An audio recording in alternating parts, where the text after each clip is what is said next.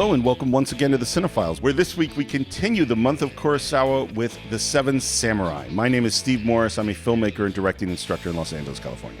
Hello, everyone. My name is John Roca. I'm a writer, producer, host, voiceover artist here in Los Angeles. I'm still figuring out my new titles. Yeah. I'm still figuring all out post-Collider what I do. You know? I think you have some time. I think like you need to kind of walk the earth for a while and maybe going through a deep transformative experience. Maybe you need to defend a village from some bandits to discover who you really are. Maybe I need to stop being that farmer and become a samurai once and for all. Or go back to being a farmer. Who knows?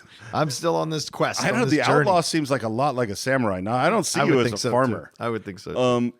And of course, the film we're talking about is Seven Samurai. This is our month of Kurosawa, and this is without question his most important, most influential. It is the film most widely talked about. It is the film that defines the samurai genre in film, I would say. It is a film that is, as a student of film and someone who wants to learn about film, this is one that should be studied. Maybe the most to be studied, in my opinion, of all the films we've done since maybe Citizen Kane and Lawrence of Arabia, with maybe Jaws and Apocalypse Now being in that category, maybe Vertigo. Like there's very few films that I would say, no, you could watch this over and over and over again in terms of the craft of filmmaking and see new things every single time. Well, that was Steve's final thoughts, everybody. So thanks for listening to this episode. We've really nailed everything. You thought it was going to be a two-parter? No, it actually is only 1 minute, 44 seconds. For the longest film ever, the shortest episode of the Cine-Files. No, I couldn't echo everything you said more. I mean, it's one of these films that when you watch it and you're a cinephile, if it puts the zap in you, it puts the zap in you hard. And every time you go back and discover it and watch it again, it moves you, it motivates you, it excites you, it breaks your heart. It also makes you question a lot of things. This idea, there's a lot of great moments where Takashi Shimura is really showing you what the end result is of the bravado of youth. You know, your hair is gray, your parents are dead, and you're living all alone.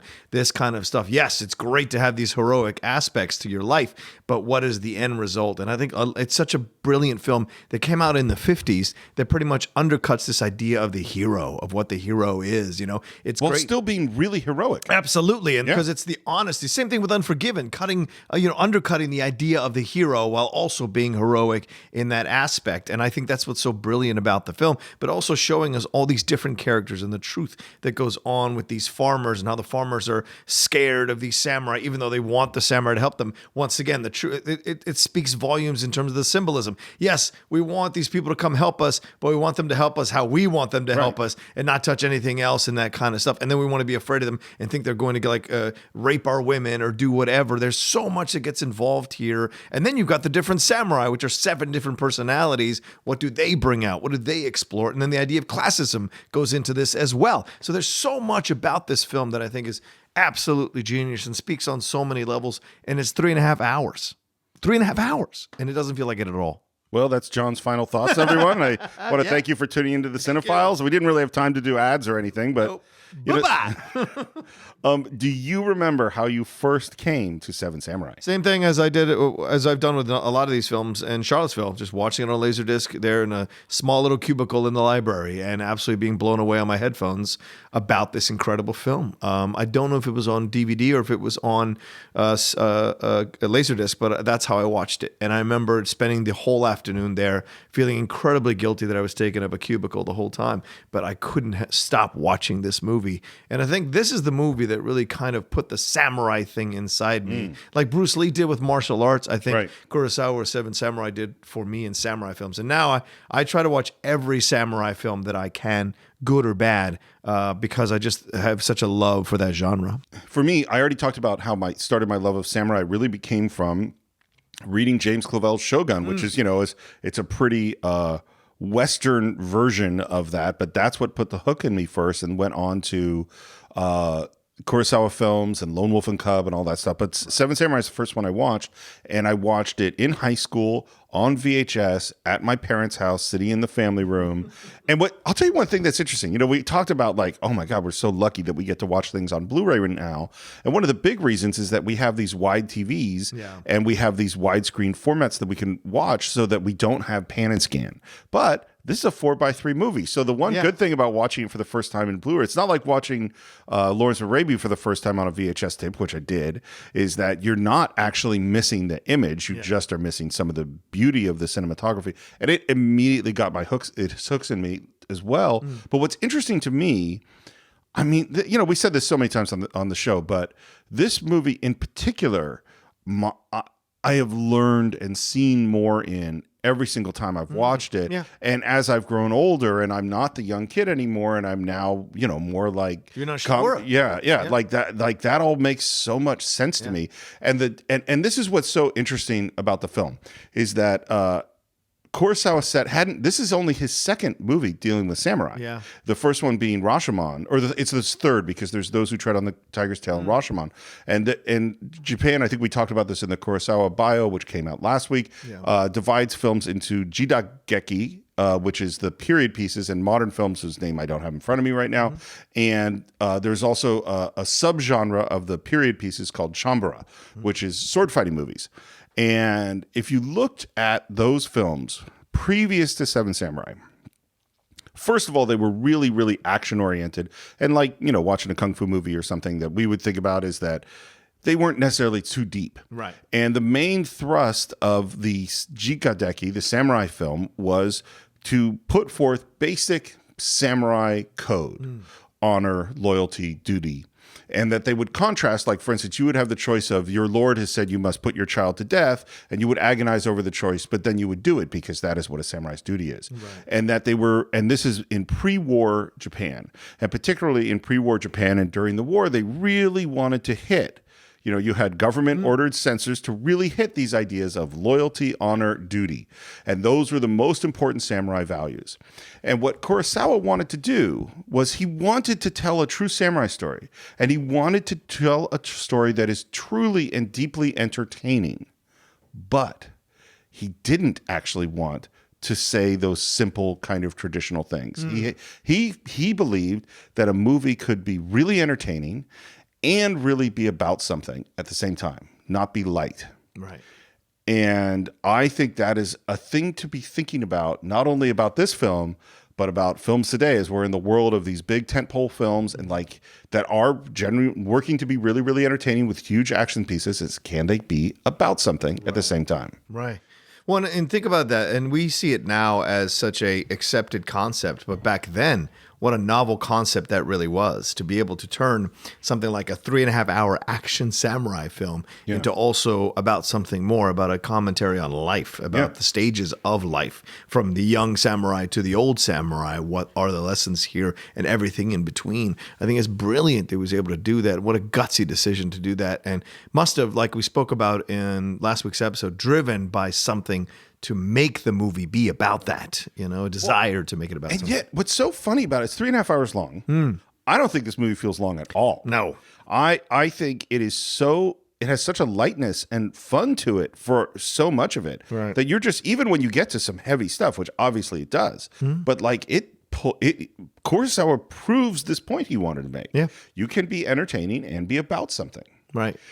It takes great casting. Yes, absolutely. It takes interesting scenes. Yep. And it takes a flow that makes sense and takes you along with it. And certainly the film has all of that. I liken it so much so to any show that you build or do. You can create segments up the wazoo, but if you don't have the right personalities, it's not going to matter. The show could be 20 minutes. It's still not going to matter. Right. It's about personalities. I think people pay attention to long films because the actors and the characters are so rich that you don't want to leave you don't want to leave it anytime soon, so it doesn't feel like 3.5 hours. Well, and there's always something going on. Yeah. There's not like, it's not just like a 5-minute shot of a guy walking or something. Right. It's like, no, there is something with all the characters happening all the time. Yeah. The original idea was to do a movie about one samurai. Yeah. It was like a day in the life of a samurai. And they did a bunch of research and found about it. It was sort of like a samurai and his lord, and he makes a mistake, and then he's in trouble, and what is he going to do? And he worked with two other writers, and he had one guy who's sort of the structure guy, and then Kurosawa and this other guy would write the scripts, and they'd throw things back and forth, and they worked on it a long time, and they got to the end, and Kurosawa reads the whole script and says, well, I guess that was a bad idea. And they throw it out. Wow. which to me is amazing leadership. Is like because it's very hard. You've invested a whole bunch of time into a thing, and to just go, nope. Yeah.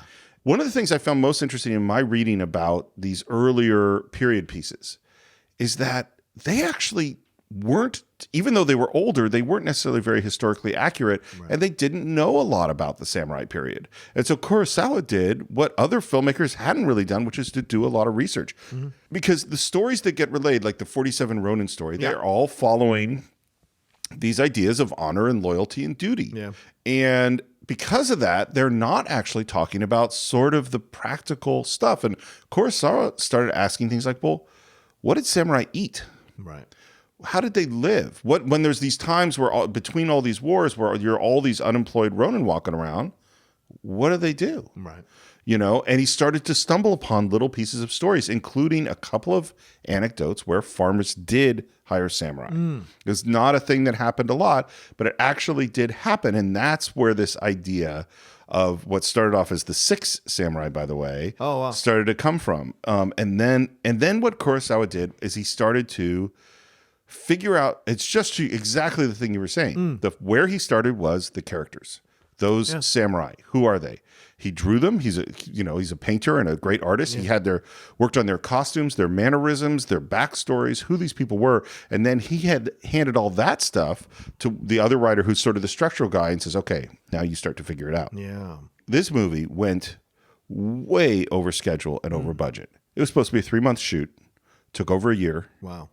Is the most expensive. First, it was the most expensive movie that Toho, the studio, had ever made. By the time they were done, it was the most expensive movie ever made in Japan. And at the time, 1953, Toho's making another movie, which is going way over budget and very expensive. And that movie is Godzilla. Is Godzilla. Yeah. Toho makes 7 Samurai and Godzilla in the same year. And they want to kill both of them. They're like, oh my God, these movies are going to break the studio. Studio almost goes bankrupt. Wow. And yet those are, probably the most famous movies to come out of all of Japan. I don't know. I don't disagree with you. Yeah. Would you like to get into the film? Let's do it, man.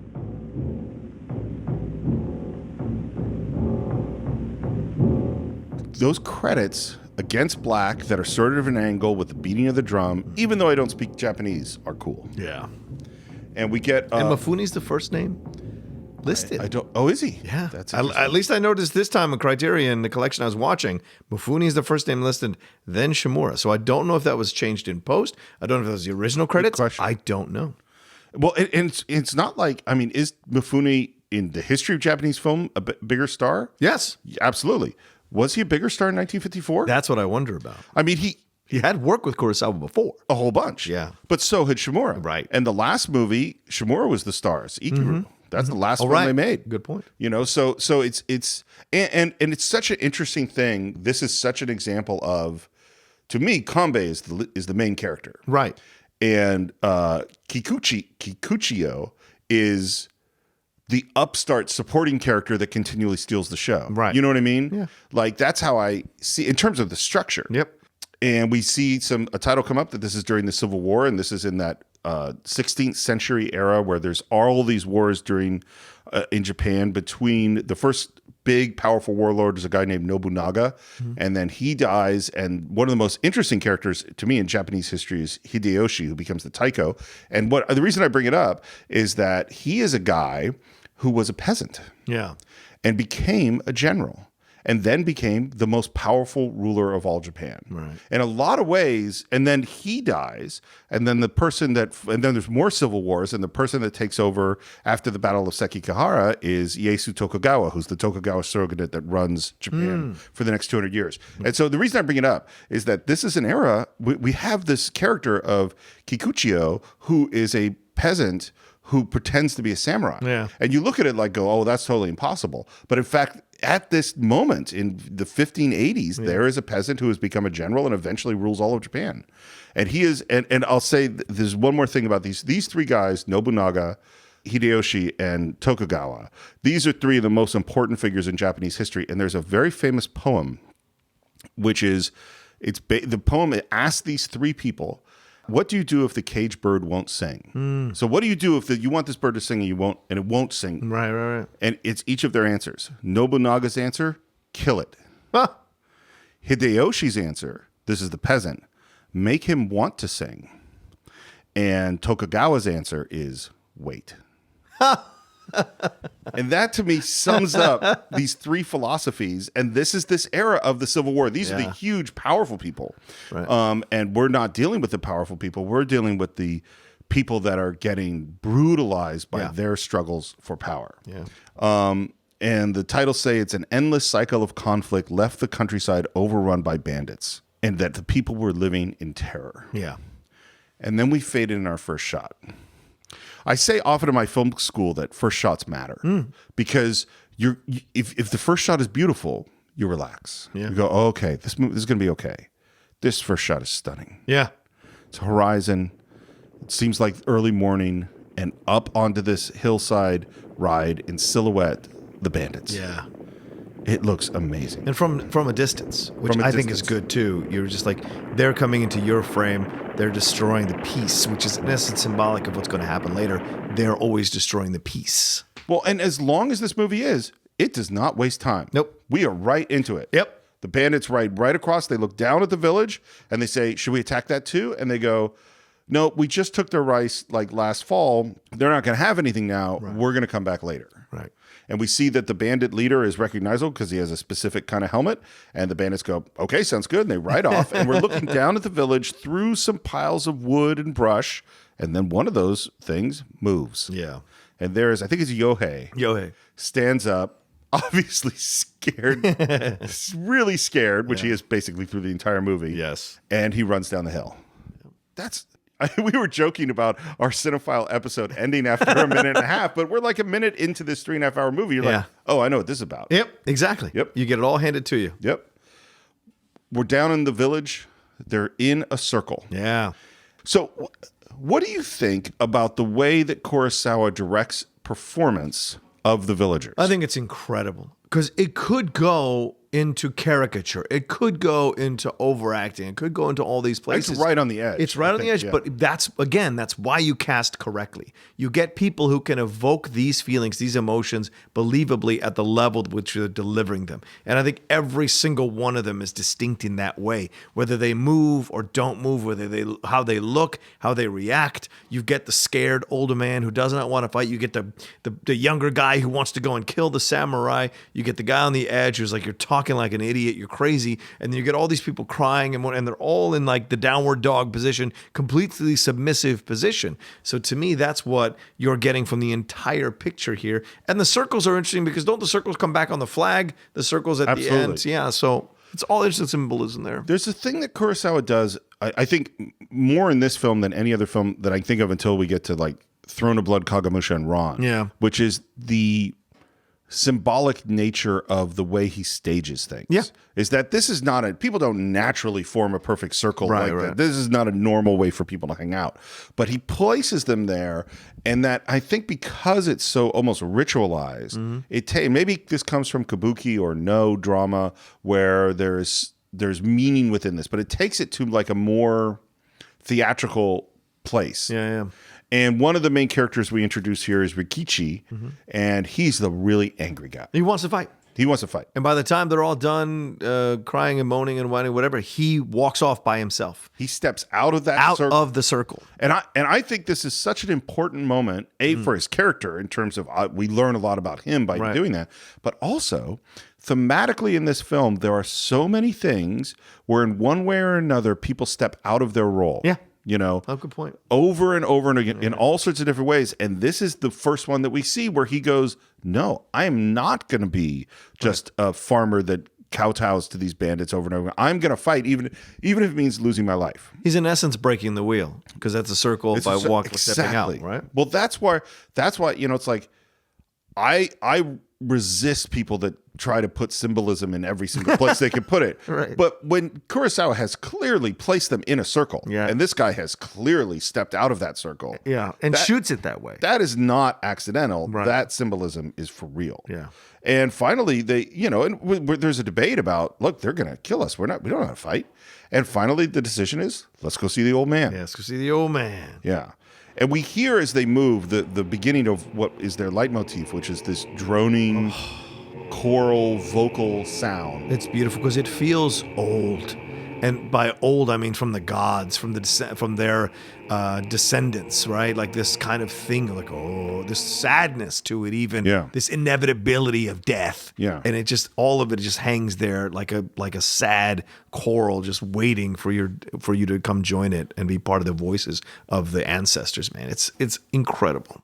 And the old man lives in a mill. And we see the water wheel, and we actually do jump cuts in on the wheel. And this is one where I would love to, it's a totally minor question, but I'd love to go to Kurosawa. It's like, why'd you do it that way?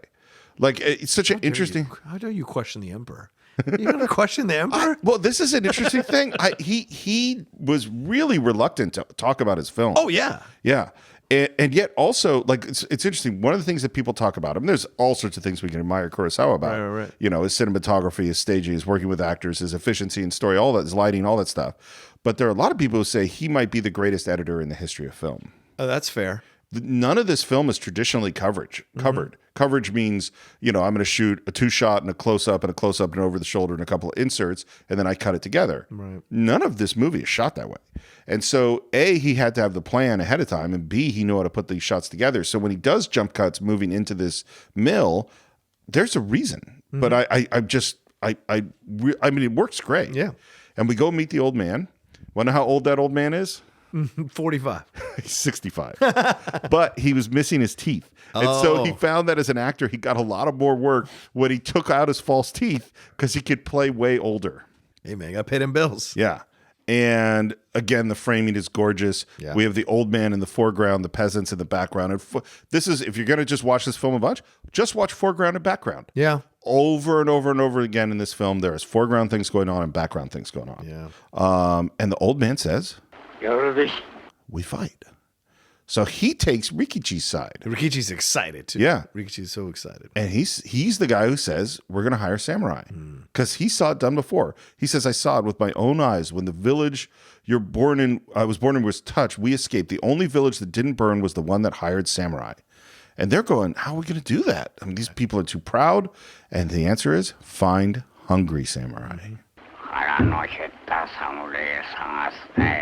His voice is great. Yeah. Logical too. Yeah. He says, even bears come down from the mountains when they're hungry. It's a great line. Yep. I remember we talked about this in Jurassic Park, which is a cut that answers a question. The village, he says, bears come down when they're hungry. The villagers kind of look at each other. Cut to, we're in a town, and we see samurai walking by.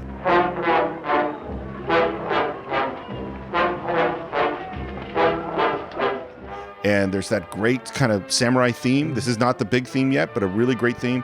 There are these characters that are moving back and forth, crossing in front of our farmers really fast. We see one, we see the other. And here's something I didn't know. Do you know who the second samurai to walk by is? No. Tetsuo Nakadai. Oh, wow. This is his first appearance in a Kurosawa film, is he just walks by camera. I'll be honest with you, watching it this time, I thought to myself when I saw that samurai, like how regal and powerful that samurai is. And where did they cast this guy? Like, it's so interesting. That's funny that you thought it that. really did, because he walks from right to left. He walks right out of the frame. I remember that. Wow. And even here, you see his great casting, his great costume, Yeah. because every one of those guys that walks by is different. Yep, distinctly different. Different weapons, different clothing, different carriage, different attitude. Yeah. Very, very different. And as they're watching, and we know what they're thinking about. They're thinking about, which is the guy that we asked. Yeah.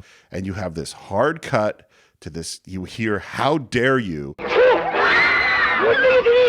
I love the way this is shot. The crowd scatters, and there is Rikichi thrown in the middle of the street, all alone, kowtowing, and this huge samurai made even larger by the giant spear he's carrying. And he says, how dare you?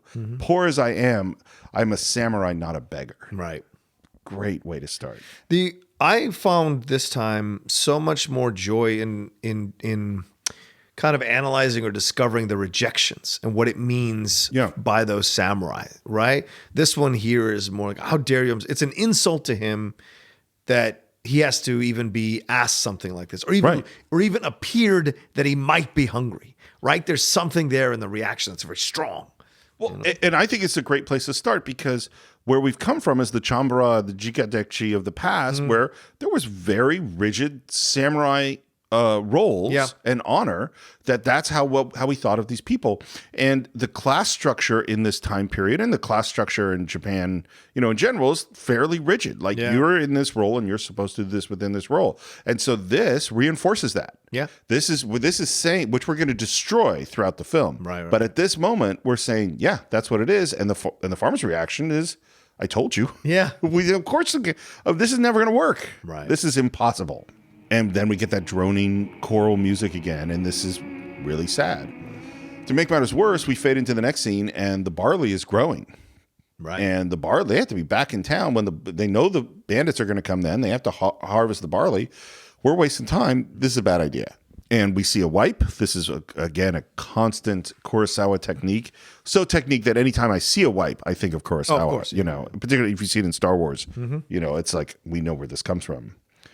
And now we're in this inn or this place, and there are these dudes who are, half naked and nasty. Great casting again. Yeah.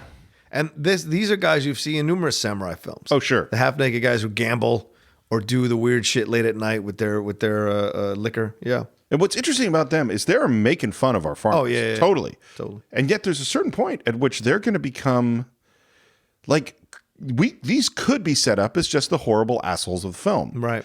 But in fact, later on, we're not going to be able to feel about them quite that way. Yeah. I mean, they're assholes. Yeah. And there's a guy who comes in to he's got some leftover rice balls or cakes or something. And he's like, hey, you want some of this? And of course, they're just eating millet. They can't afford any of this. What is millet, by the way? It's another grain. So, by the way, it's another grain like barley or rye. Or, Okay. What I've heard that people say, millet's not that bad. Oh, I was going to say. You've probably eaten it. I've probably eaten bread with millet in it. Yeah. Yeah. It's just a heartier grain. But in this movie, millet is bad. Millet is bad. It means Yeah, you're the lowest of the low. Yeah. You're eating millet. Millet. We should get some millet. We'll make some and have a nice cinephile meal featuring We should some put millet. a YouTube about how to make millet. I'm sure. Up there. My understanding is that there's a bunch of African dishes and African cuisine that features millet. There you go. That's not normally a cinephile piece of information, but you never know. And they also, these bully guys, whoever they are, talk about another samurai that they kind of pushed around who's kind of a wimp. Yeah. And that guy comes out and climbs down from his little shelf up above, and he's got his sword, and he tries to assert himself a little bit. He's like, hey, the only reason you got to me was I was hungry or something, but you couldn't have got. And then they say, oh, you want to fight again? And the big guy stands up and he cowers and goes right away. Yeah. So I think this is really important. And the reason is the last samurai we saw was the how dare you guy with the big spear. Right. And that established what we think of as samurai. Proud, haughty, rigid within their roles in terms of caste. But now we see this guy. And this guy shows us samurai are people. Yeah. This guy's not brave in any way. He's not intimidating in any way. He is easily bullied, even though he's got a sword, by these, naked guys sitting in this little inn. Once again, it's the deconstruction of the myths of samurai throughout the whole movie. It's deconstructing that and making them real, connectable, relatable, human, as you just said, Steve. Totally. And our farmers are going like, well, first of all, how do we know who's a good samurai? Right. Second, because a bunch of them are wimps like this guy. We don't want that. And the ones who are really good, well, they're too proud to work with us. So this is impossible. It's not going to work. But they're also giving up after 2 or 3 days. Like it's not been that long. They've been there months and months and months. Well, frankly, I think Rikichi is the only guy that really wants to do this. Yes, they are. Manzo and Yohei don't want to do it. No. They're not into this at all. Right. And it's the next day, and this is where we get to, which is Manzo, I think it is. He just wants to go home. Yeah. By the way, this scene where they're arguing about going home is the first scene shot in the film. Oh, wow. Yeah. Okay. And he's like, let's just make a deal with the bandits. and Rikichi is going, and he is really intense. He says, but tell me, if we do strike a bargain, what do we have to offer? Are you willing to give them your daughter? She's a fine looking girl. And Manzo's reaction, I wonder if Rikichi hadn't said this, would Manzo have done the things that he's going to do later in the film? That's what I think. Yeah, I don't. You think because he said that he put that idea in Manzo's head? I'm just wondering. I think they've always known Manzo's overprotective of his daughter, and so he hit him where he hurts. Can I say one thing? It just occurred to me as you said that. Yeah, he is not overprotective. Okay, you know what I mean? I mean, I think the choices he makes might be foolish. He's a foolish man. Okay, but what are the odds that the bandits are going to rape the women in the village? Well, sure. But But he never cut her hair for the bandits. He had her cut her hair for the samurai. That's true. No, That's what I'm getting at. But this is some stuff we're going to get into, which is, and later on in the film, his worry is not unsupportable. Right. You know? Well, true. Yeah. As a dad. Sure. We're near a stream. Our peasants are kind of washing in the stream, and Takashi Shimura, Kambei Shimada, walks by. Oh, this is so good. And there's a bunch of other villagers, peasants watching him, and he pulls out a knife and he cuts off his top knot. Yep. And the reaction is stunned. Well, because the top knot was a symbol of strength for the samurai, the virility, that whole thing. It's pride, and to have it cut off. Because I remember even in Last Samurai, they make a big deal of the young samurai getting his top knot cut off in front of the in the town. It is literally a symbol of rank. Yeah. And to them, it is absolutely impossible that a person would choose to cut off the thing that is the most highly valued level of rank within the society. Right. And with casualness, Steve, with casualness. What's funny, I'm thinking about that word casualness. Like, he just made the decision and it's done. And that's what I mean. I don't mean he does it like willy-nilly. I mean, once the decision is made, yes, there is no extra. That is what I think too. Yeah. I think he contemplates it, Yep. and then he decides. Yep. Which is so symbolic of who Kambei is in this film. Then he bows to another man, hands him a razor, gets his head wet, kneels down, and the guy with the razor is nervous. Yeah. This is a scary thing to do. And what I love about Kambei and Takashi Shimura's performance is he is respectful of everybody. Yep. There's not that haughty samurai we saw a little while ago. This guy is the opposite. He is as gentle with the guy. He gives him the razor blade and he bows to him, and he's patient and gentle in almost everything he does. His character, just like Gorobe says later on in the film, I find your character fascinating. Yeah. That's how I feel about Kambei. Yeah. I continually find him He's one fascinating. of the greatest kind of pseudo father figures you'll ever see in film. Totally. And what's so interesting, even if you didn't know anything about samurai culture or top knots or this era of Japan, you totally know what's going on. Yeah. The story is so well told. More people are coming out to look, and our guys say, what's going on? And we find out that there's some thief that's holed up in this room, and he's like, you guys are scared of getting a thief? It's just one thief? And they're like, no, he took a kid.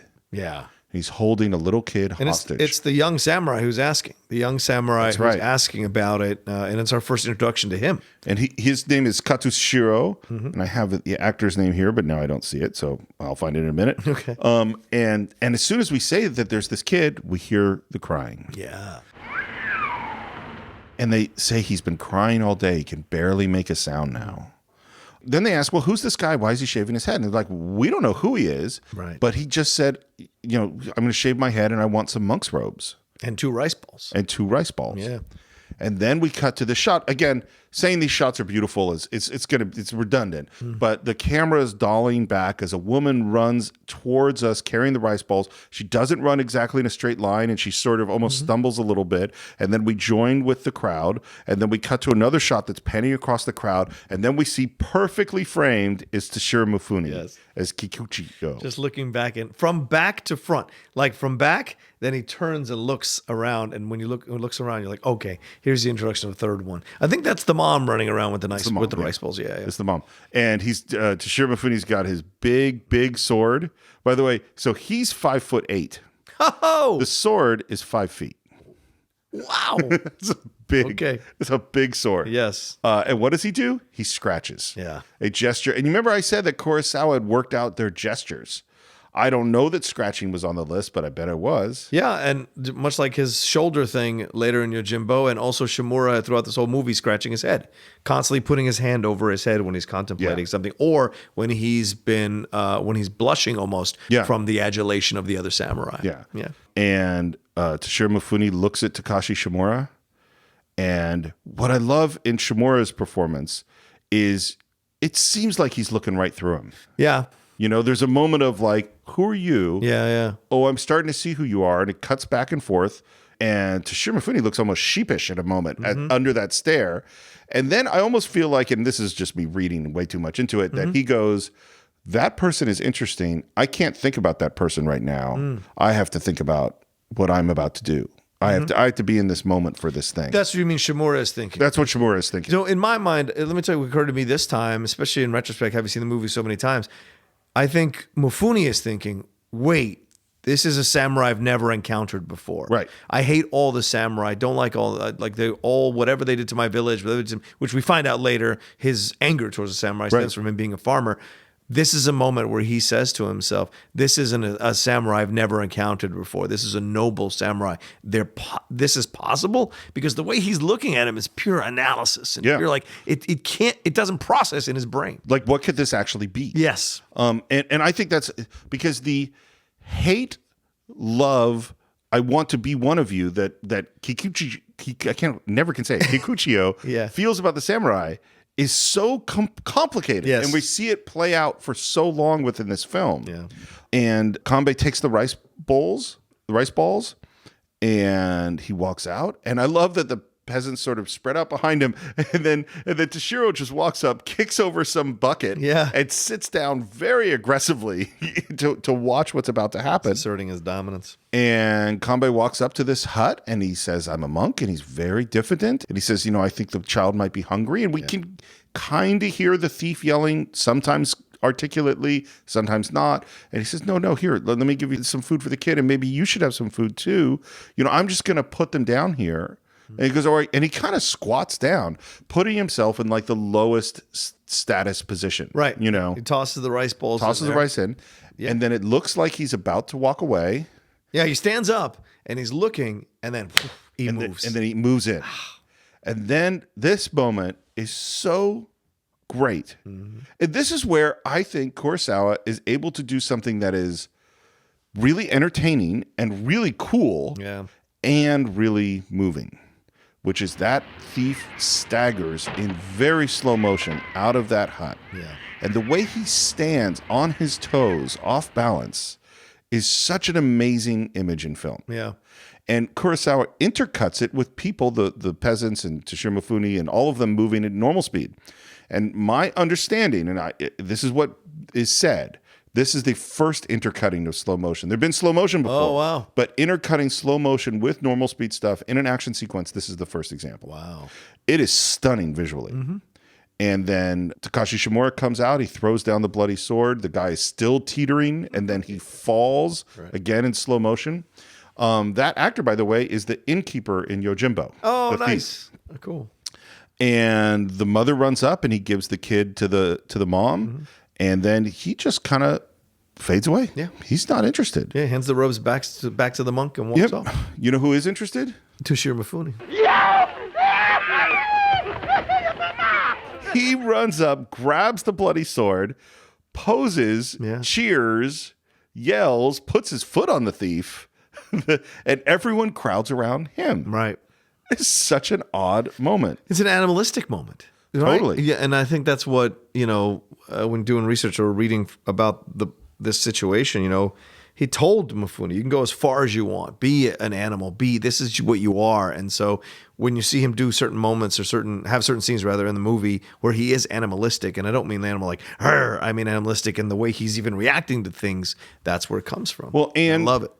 There is a long history that we could have whatever feelings we want about of people posing with people that they killed. Very good point. Absolutely. That is a traditional thing that humans do that Kambei would never do. Right. But he would. Toshiro Mifune would. Right. Here's an interesting thing I didn't know.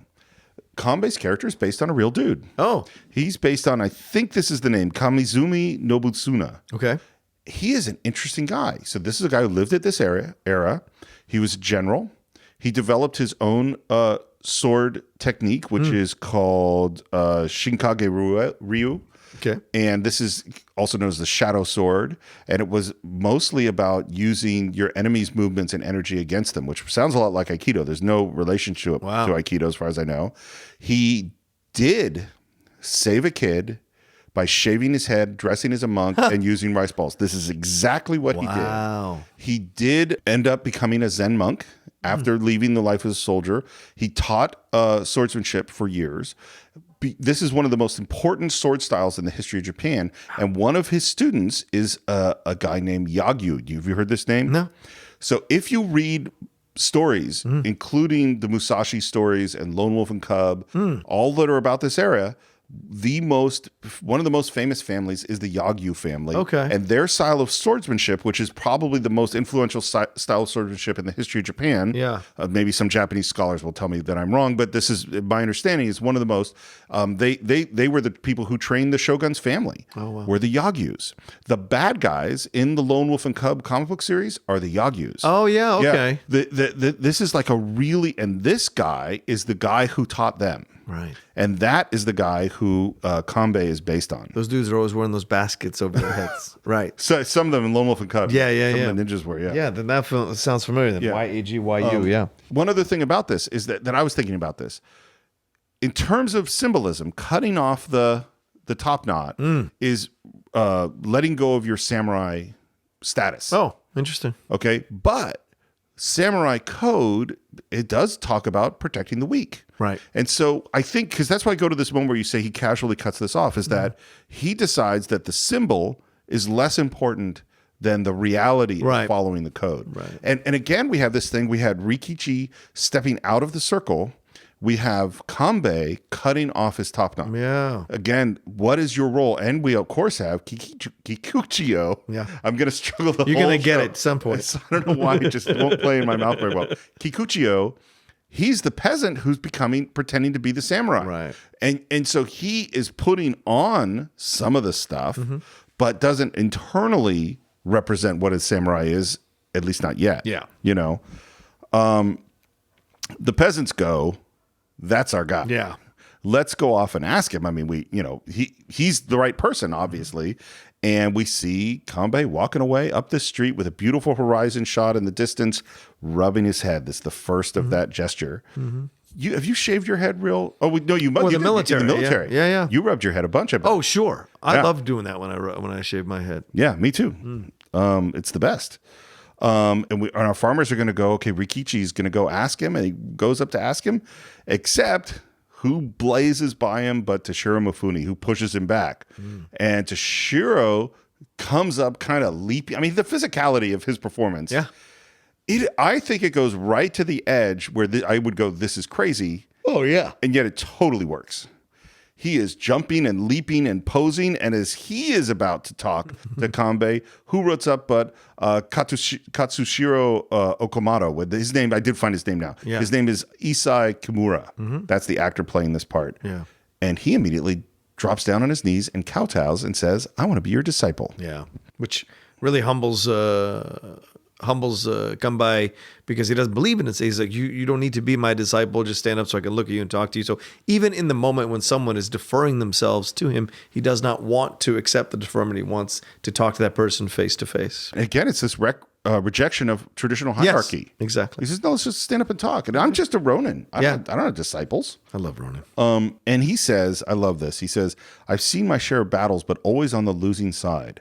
That about sums me up. Better not to follow such an unlucky man. To which Katsushiro's response is, I am determined to follow you whether you allow me to or not. Yeah. And just as we're having this conversation, up comes Toshiro Mifune again, swaggering and sheepish alternately. And it's interesting, we're in a wide angle lens now. Kurosawa is known really from this point forward as a guy who loved long lenses. Yeah. This is the first movie he really used them in. Previous to that, he was really using wide angle lenses, and we said before in the show, but is that in a wide lens you see a wide area, right. and things that are close look really big, and things that are medium distance can look really, really small, and it's easy to keep things in focus. Yeah. Long lenses flatten stuff out, and it's harder to keep everything in focus, and we'll talk about that in a little while. Right now, he's in a wide lens because when Toshiro Mifune walks by, at one point the hilt of his sword is right up in front of the camera, and it looks huge, and then his head is smaller, Kambei's head even smaller, and then the farmers in the background much, much smaller. That's how we know we're in a wide angle lens. Yeah. And Kambei asks, can I help you? No answer. And the kid is upset, like, how dare you disrespect this obviously great man? Kambei's not upset. And he goes, are you a samurai? Does Kambei know from the first moment he sees him? Yeah. I think so too. Of course. I think a samurai knows a samurai, right? There's a line. I think Kambei knows. Right. I don't know that everyone would. Well, okay, fine. Kambei knows. Yeah, that's a fair point. Kambei knows. Much like what we see, and I don't know if the line has already happened where the farmer says, we're just farmers. We know a good seed from a bad seed. We don't know which one's a good samurai, which one's a bad samurai. Oh, that's a great point. Kambei is the same thing. He'll know who's a samurai, who's not. That's why he develops all those tests later to figure out who's a good samurai, who isn't a good samurai, to recruit them into the Seven Samurai. Well, and this is, of course, part of what he knows is that lots of samurai are not good samurai. Right.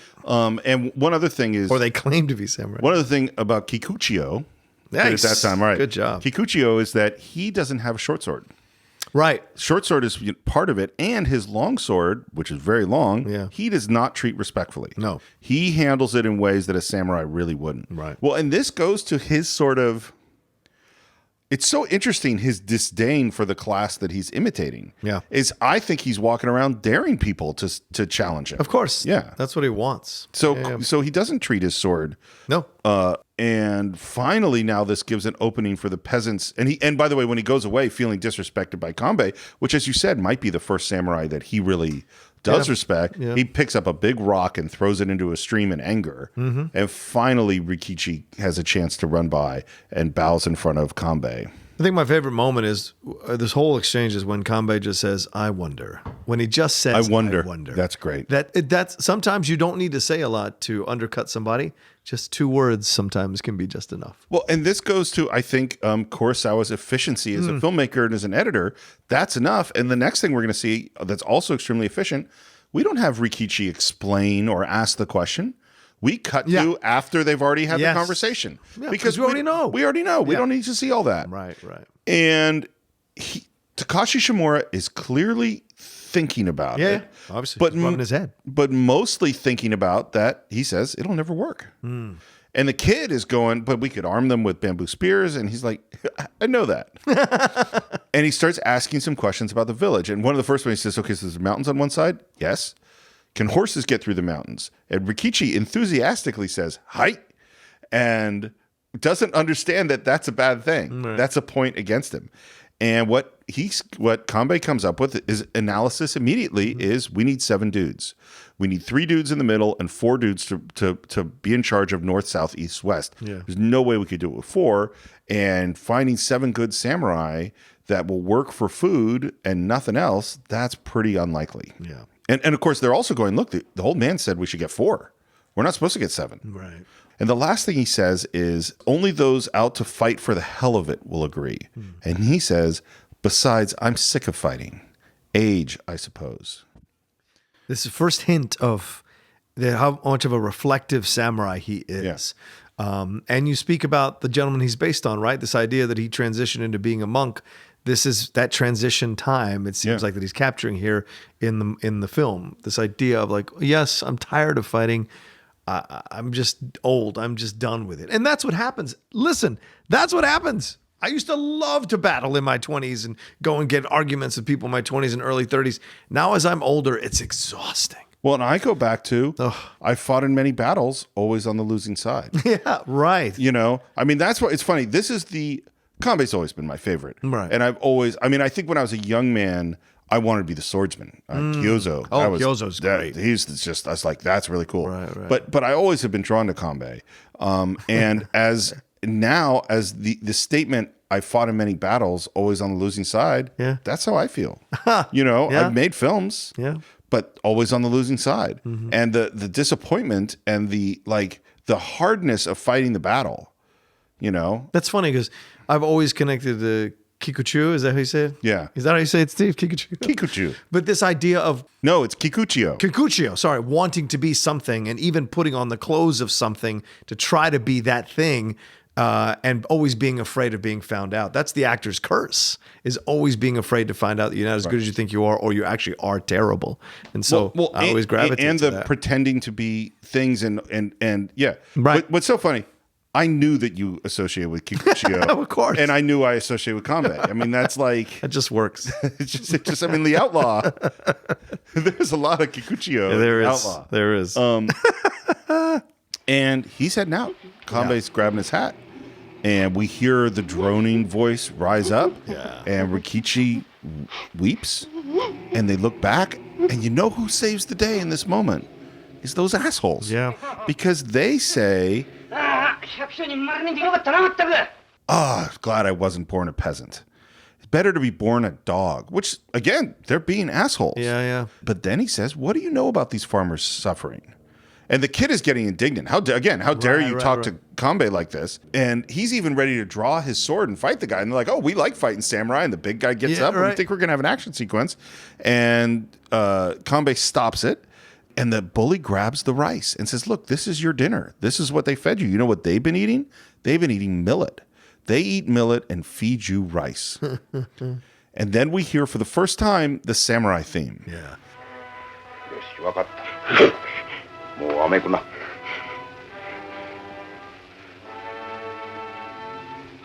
And then Kambei says, all right then. And he takes the rice and holds it out with the rice in the foreground and the peasants in the background. Right. And he says, I won't let this rice go to waste. And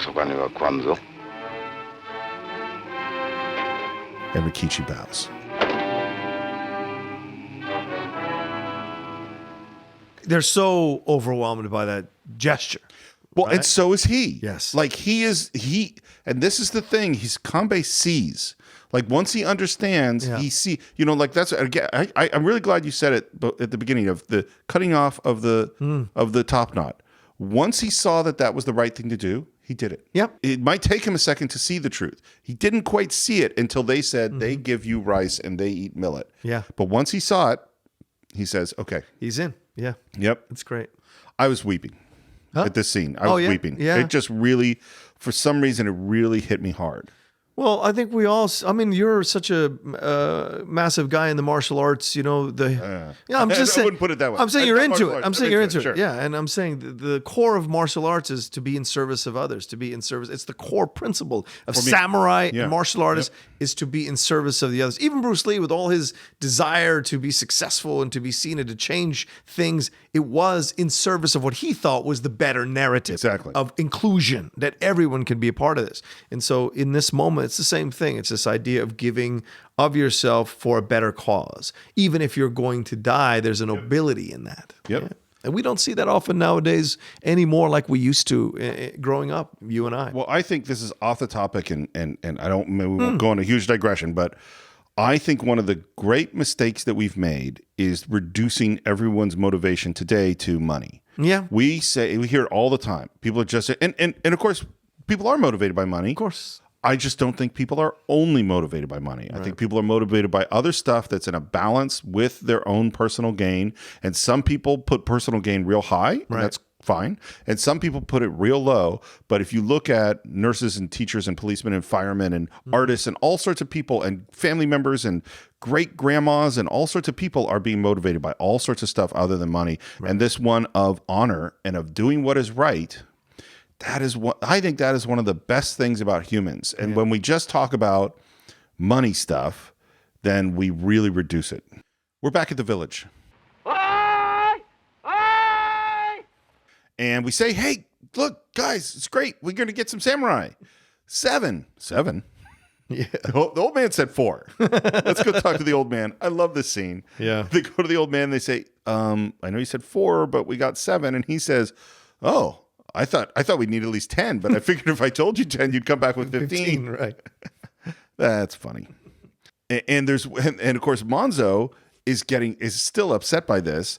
And he's saying, oh, look, the girls are going to go crazy about the samurai. And the old man says, bandits are coming. Your head is on the block and you're worrying about the whiskers. Right. And Monzo doesn't take the lesson.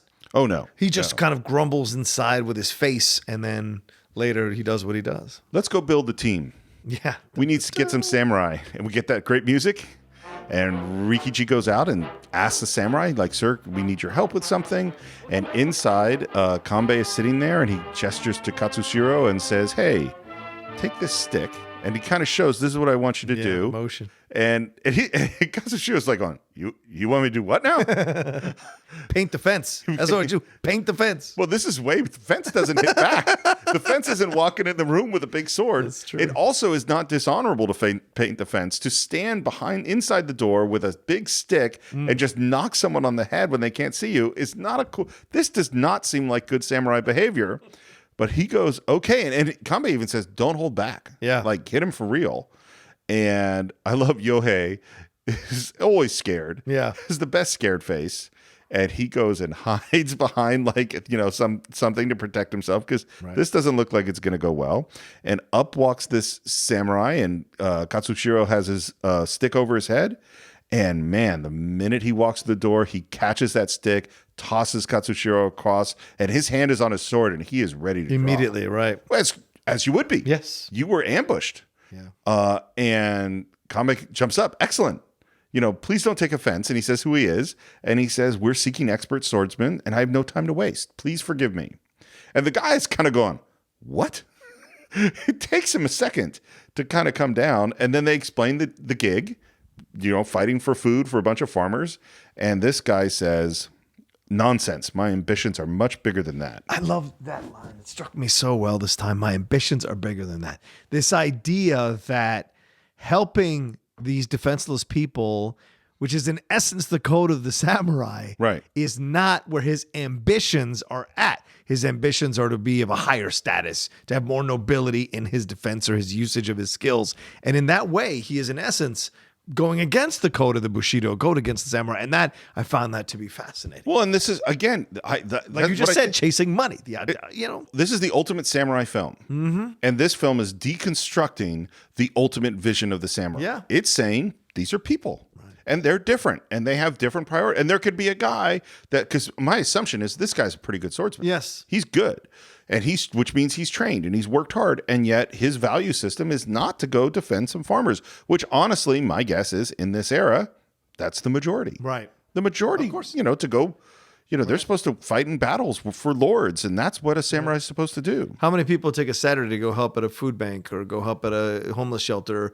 Yeah. No, there's no money in it. Why would I go? And he heads out. And the peasants are, sad about this. And we hear our samurai theme. Now it's played in sort of minor tones. More samurai are passing by. And it's a busy street. And we see another guy. And this is Gorobe Katayama. He's played by Yoshio Inabe. Mm-hmm. And he goes over and watches some kids play. I love him. Yeah. I love him. Just a ball of sunshine, that guy. And he and Rikichi goes up to him. And Katsushiro says to Kambei, want to do the... I get it now. You want me to do the thing at the door? He's like, yeah, go ahead. Now he's excited to do it. And he's standing behind that door with his thing. And we see Gorobe walking towards the door. And he gets about 4 or 5 feet away. Yeah. And then he stops. He takes a little step back. And then that big smile. And he says, surely you jest. Right. And I love Kambei jumps up and says, no offense intended. And runs over to the door.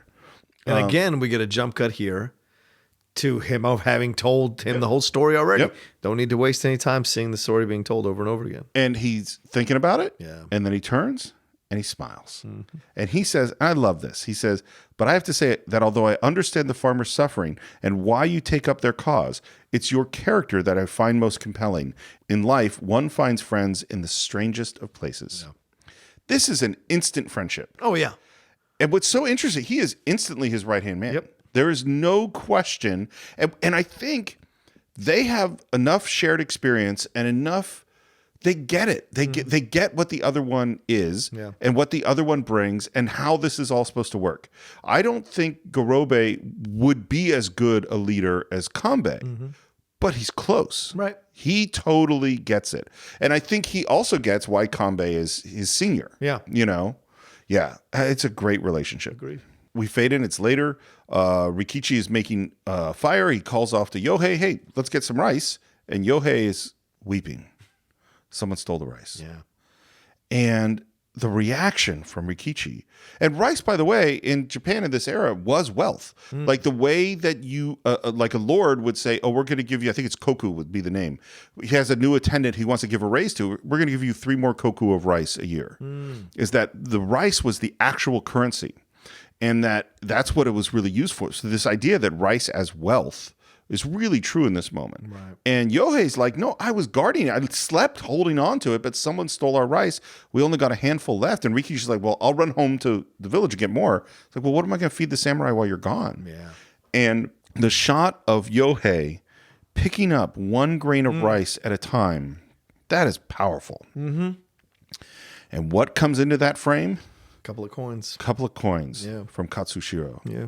Now, we already knew, I think, based on his costume and his carriage and his hair, that this is a rich kid. Yeah. You know what I mean? But this solidifies it. And they look at him and are stunned with his generosity. Yeah. And he kind of goes, shut up. Stop. Master's coming. Don't. And he's embarrassed by that. I really wonder what happens to Katsushiro after. I think this journey, I don't know that his parents wanted him to go off on this journey, whatever this is. Right. And I think him finding Kambei and meeting the peasants and having this experience where I don't think he had any sympathy for farmers before this, but now he sees them as human. Yeah. He is slowly becoming something. Yes. It'd be interesting to revisit him. Who's his character in Magnificent Seven? Well, so we haven't talked a lot about Magnificent. Yeah. I mean, I will direct you to our episode on Magnificent Sure. Seven. Yes, I please still do. adore that movie. I will watch Magnificent Seven anytime. Same It's here. totally fun. Absolutely. But what they do that's so interesting is I think this is my gut, not having ever spoken to Mr. Sturges who directed it, but I think they we cannot do Toshiro Mifune. Right. Like we can't match that. And so what they did was they took some traits from Toshiro Mifune and gave them over here in some cases because the kid is the farmer. Right. As opposed to a rich kid. Right. And so he does some of the things where he's pretending to be a gunslinger when really he's the farmer. Right. But he also is the one that finds the girl. Yes. And some of the crazy elements of Toshiro Mifune's character they give to Robert Vaughn. Right. He's the craziest of the group. Yes. But there isn't a Mifune. Yeah, and that's what I think happens. That's what I think is interesting when I was watching this time. So I was trying to compare because obviously McQueen is the smiling guy. Yeah, who's the his second right-hand man. command. Yeah. But he has elements of Mifune as well. Being cool, the coolest of the cool. Exactly. Yeah. Exactly. So it's very interesting how they did all that. Well, and it's funny, like we already passed one of the other moments is they're feeding you the good food while they give you the rice. Right. That exists in Magnificent Seven when they're already at the village. And it's a totally good scene and it's totally enjoyable, but it doesn't have the wallop that the scene with Kambei and the bowl of rice has. It's just not, because Magnificent Seven is taking, Kurosawa wanted to do an entertainment that was really about something. Yeah. And Magnificent Seven is an entertainment.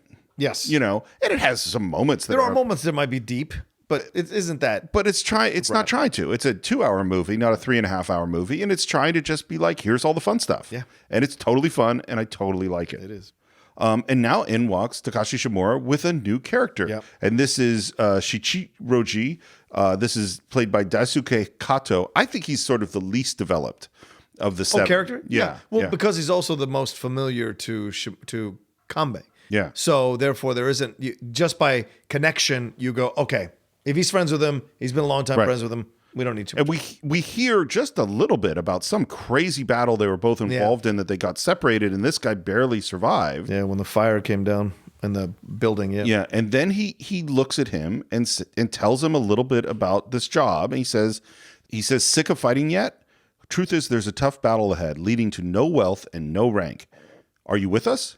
And he says, hi. And he smiles. Yeah. Big, huge smile. Right. And then the last thing he says is, maybe this is the one that kills us. Right. Yeah. And that's the Steve McQueen line.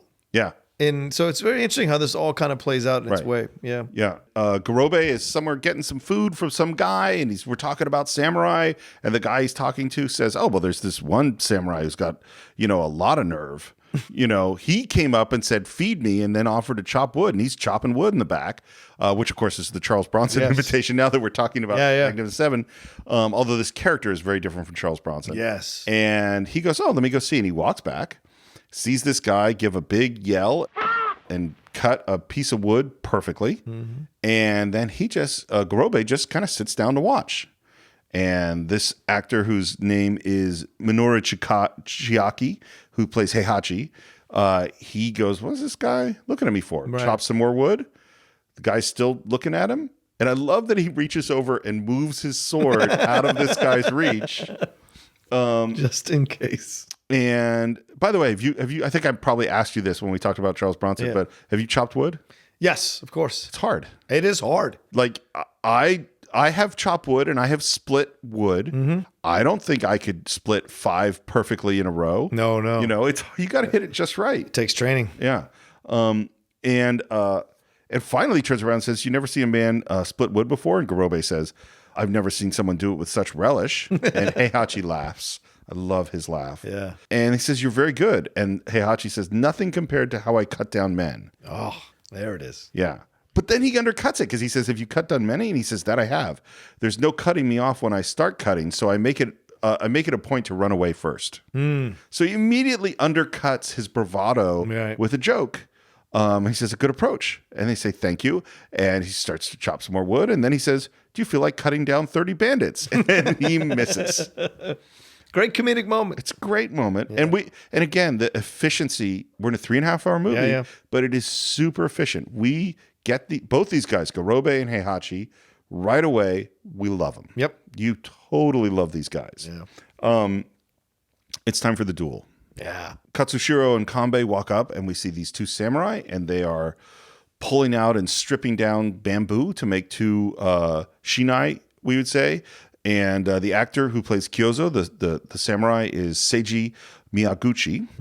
And this character is also based on a real person. This is based on Musashi. Okay. This is Musashi Miyamoto. He is the most famous samurai and swordsman in the history of Japan. He's the guy who wrote the Book of 5 Rings, which is, along probably with Sun Tzu's The Art of War, one of the most read books on strategy and martial arts there is.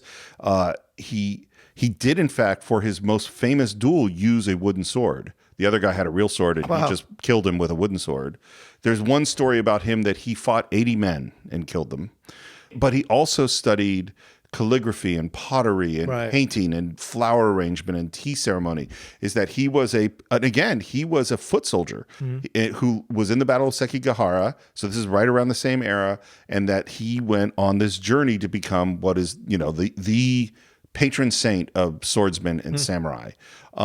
There is a book about him, which not because of this, but I just reread. I'd read it in my 20s, and written by Eiji Yoshikawa, and this is the great romantic epic. It's one of the most famous series of books written in Japan. He also wrote the book about Hideyoshi, the guy who became the Taiko he talked about. Taiko is a great book, which I've also read.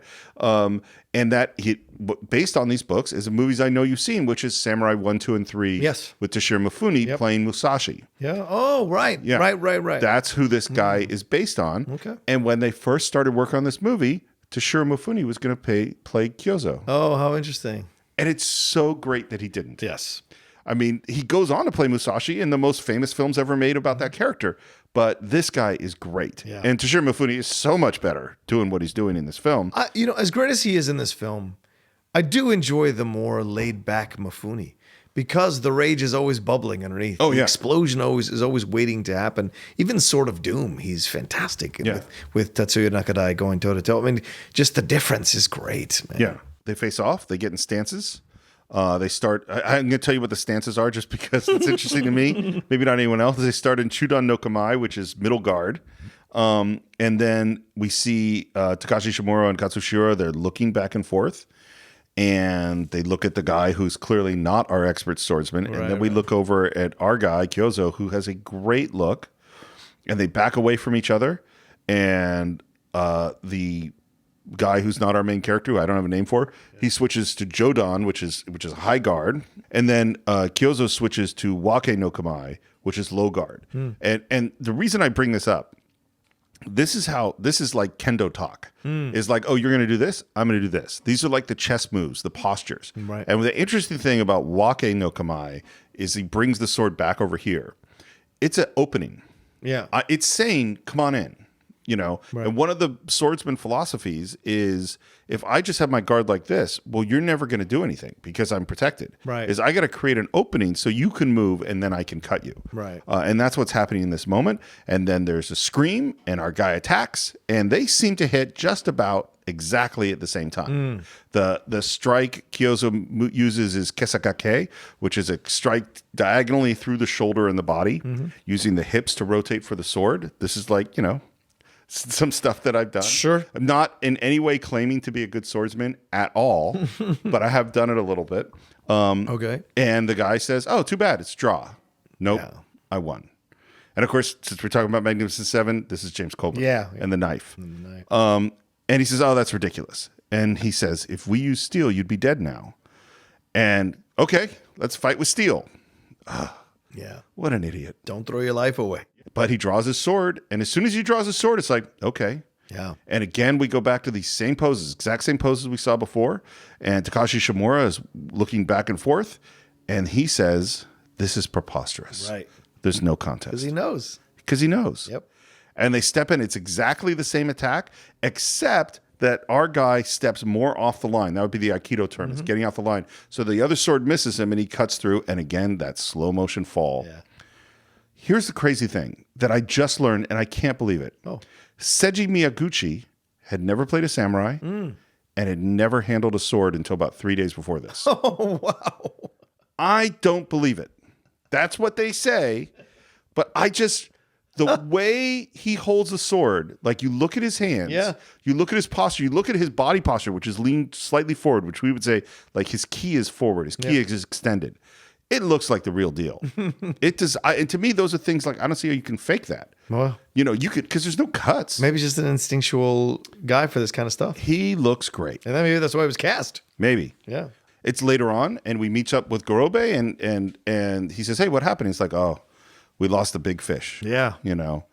Which is interesting because did they pitch him or did they not pitch him? They pitched him because Okay. he says I told him about it. Oh, okay. and Yeah, he's, right. and he says, but I told him where we're staying. Yeah. You know, in case he changes his mind. But he's only, and he describes he's only interested in challenging himself as a swordsman. Yeah. Yeah. I love that. And again, it's a different character. Yeah. You know, and Gorobe says, "Well, I caught one." And I love his description. He says, as a swordsman, he's barely mediocre. To which Kambei's like, barely mediocre. And then he goes on, he says, but as an honest, amusing man, something about him brightens one's spirits. He'll be a pleasure in hard times. And I love Kambei goes, yeah, Yeah. sounds good. Yeah. If you vouch for him, okay. And we go inside. Oh, and he also says like, oh, and one of my old, you know, soldier guys, he's also joining us. He's the one dressed as a peasant. And we go inside. And I just thought this was something I picked up on this time that I never picked up on before. Watch Shichiroji, his friend, when Kambei enters the room. Yeah. There's almost a jealousy or a threatened. Is that what you think? No, that's not do what you I think at all. Well, again, I mean, we don't know. Okay. So first of all, he's sewing, which is a very unusual thing to see him doing. And then the minute Kambei walks in, he jumps up and says, "I'll get some water." Oh, right. Yes. What I didn't understand until watching it this time, he's a sergeant. Oh, Do you know what I mean? Right. He's not an officer. Right. Like, is that they've known each other a long time and they fought in many battles together. Yeah. Because I always go like, why is Gorobe the second in command when this guy he's known for a long time? Right. I don't think he ever thinks he would be second in command. Right. Because he jumps up and says, "I'll get some water." Yeah, I think there's a definite. Kambei is a high level officer, and this other guy is not. It's a rank situation. Yeah. And now we meet Heihachi, who says, "I'm a modest warrior of the woodchop school." All right, and now we've got maybe half of our samurai put together. Yeah. We sit down, and Kambei says, "We got 3 more to go," and they go, "No, we got 2 more. What about the kid?" And he says, "No, we're going to send him home." Yeah. And Katsushira not happy about this at all. Yeah, and to his credit, he doesn't react in an angry way. He reacts more, and I want to do this. And Shimura says, "No, I know I was you. I was young like you once." And this is where he drops the knowledge, right? I'm not jumping too far ahead. No, you're exactly right. This is where he drops the knowledge. It says, "Yeah, I was," and then you should go and train, and then think you're going to serve a lord. Then you yourself become a lord, and then blah blah blah. But while you're doing that, your hair is going to get gray. your parents are going to die and you're going to be living alone. I want to correct you just a tiny bit of course. because I think this line is so interesting because that's what I thought he said too. Yeah. But then because of course I'm typing and trying to write down everything he's saying, this is what he actually says. He says everything you just said, and then he says, "But as you dream those dreams, your hair will go gray." That's what I mean. Like, yeah. He's not actually saying you are going to become the No, Lord. he isn't. He's saying you're going to be dreaming about that. And he's saying you're going to spend your whole life thinking it's going to happen, and you're going to wake up one day and you're old. Because it didn't happen for Kambei. Yeah. That's what he thought was going to happen. And he was a general or a high leader, a high officer in some of these things. And that didn't happen to him. And then he says, as he rubs his head, by that time you've lost your parents, you're all alone, and you see the other samurai in the room react to this. Yeah. Because that's how they all feel. So did I. Yeah. I mean, so did I. Yeah. It's true. And listen, for anybody who's listening to us when you're in your 20s or teens or God forbid your early 30s, that moment will come for you too. You will wake up one day and you will be like, holy shit, I actually am old. Yeah. I've like these things that I thought I still had time for, I don't anymore. Yeah. And they may not, you may still find your way to do other things, but you will feel that in an organic, instinctive way inside you. And how you navigate that will define the rest of your life. Well, that moment, the rest of your life. I don't mean the life before. I mean the rest of your life. Because some people fall down into that pit and never come back out again because they didn't accomplish everything they wanted to accomplish.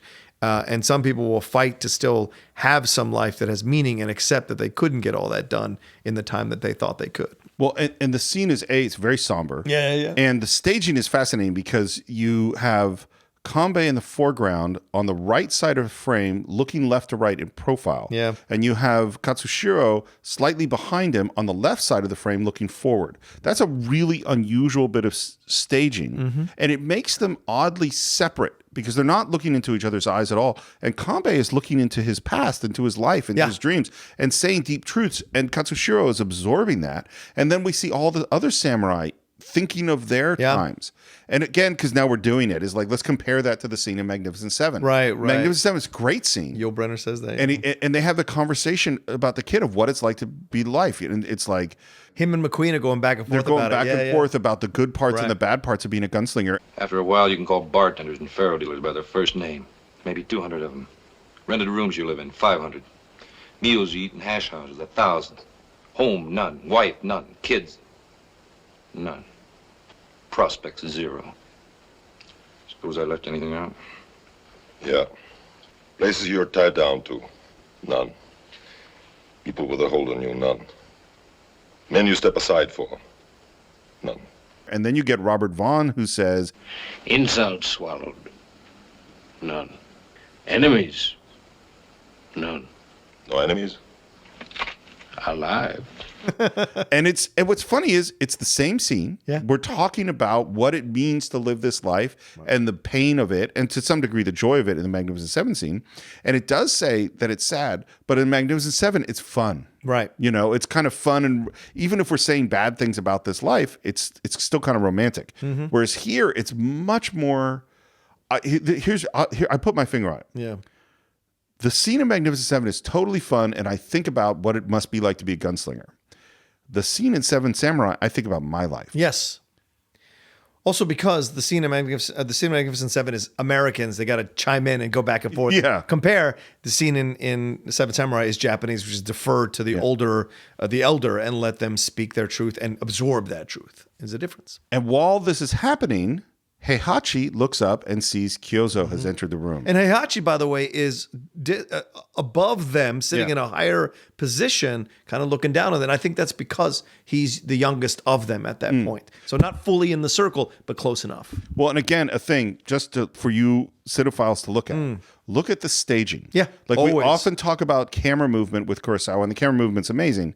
But in a lot of these static scenes, you will see 7 characters, 8 characters, everyone framed perfectly. And you don't get this. This doesn't just happen. When you get on the set, even Kurosawa's storyboarded it, he's talked to a cinematographer, he knows in his head what he's going to do, you place the camera a certain place, and then it is a half an hour of saying, Toshiro, move your head an inch to the right. Yeah. And on this line, I want you to lean in. And this character, I want you to stand at this moment. No, but stoop a little bit so your head is in that light. every one of those people is within millimeters, Yeah. exactly where they have to be. And frequently they'll move to a new position and we see all of their faces, we saw all the reactions, and just the way Kurosawa wants you to see it. This takes a lot of time and a lot of attention to detail. Yeah. And then Kambei looks up and sees that Kyozu has entered. And finally he says to the kid, tomorrow you're going to go home. And like, you've learned a lot in these 4 days and you'll have stories to tell. Yeah. And the kid is right on the edge of tears, Mm-hmm. right on the edge. And you know who gets him, the first person to stand up to Kambei and help him change his mind? I think it's Rikichi, right? Or It's Rikichi. yeah, Rikichi comes peasant. in. He gets down and says, like, Please let him come. yeah, And then Gorobe says, bring him. yeah, And Heihachi says, kids work harder than adults, but only if you treat them as adults. And what does Kambei do? and the rubbing of the head, Rubs that head and says, that leaves only 2. It's another thing I love about Kambei's leadership. You know what it reminded me of? This is totally silly, but you'll like it, is Hoosiers. Is that Gene Hackman listens to his team Yeah, at the I'll end make of the it. movie. Yeah, there's a great climactic moment at the end. Who's going to take the last shot? We're going to give it to the secondary guy. And the music stops and all the guys stand up. And Hackman's like, what's wrong? What's the problem? And Jimmy Chitwood just looks at Norman Dale and says, I'll make it. And then boom, everyone is in. See, and a good leader knows when to stand up Yeah. and say no to his people, and a good leader knows when to listen. Right. And because he trusts Gorobe, and because he immediately is trusting Heihachi, and he even on a certain level is trusting Rikichi, goes, okay, we'll bring him. And he goes, that leaves only 2. And then Heihachi says, no, 1, because now is actually when Kambei realizes that Kyozu's there. Yeah. And we're going to leave tomorrow. We don't have time. We have time to find this. We're going to be 6. It's going to be the 6th samurai. It doesn't sound as good on a movie poster, but we're going to be the 6th samurai.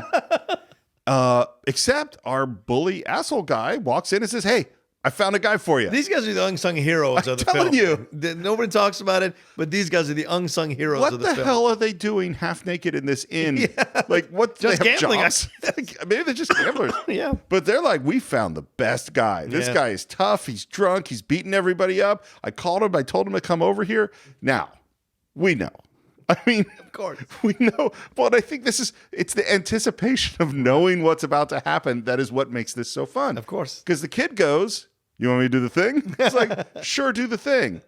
And the bully guy goes, what are you doing? That's not cool. Right. And Kambei's response is, no real samurai would get caught off guard by a thing like that, and no real samurai would drink so much that he wouldn't be in control, He'd dull his wits, yeah. that it would dull his wits.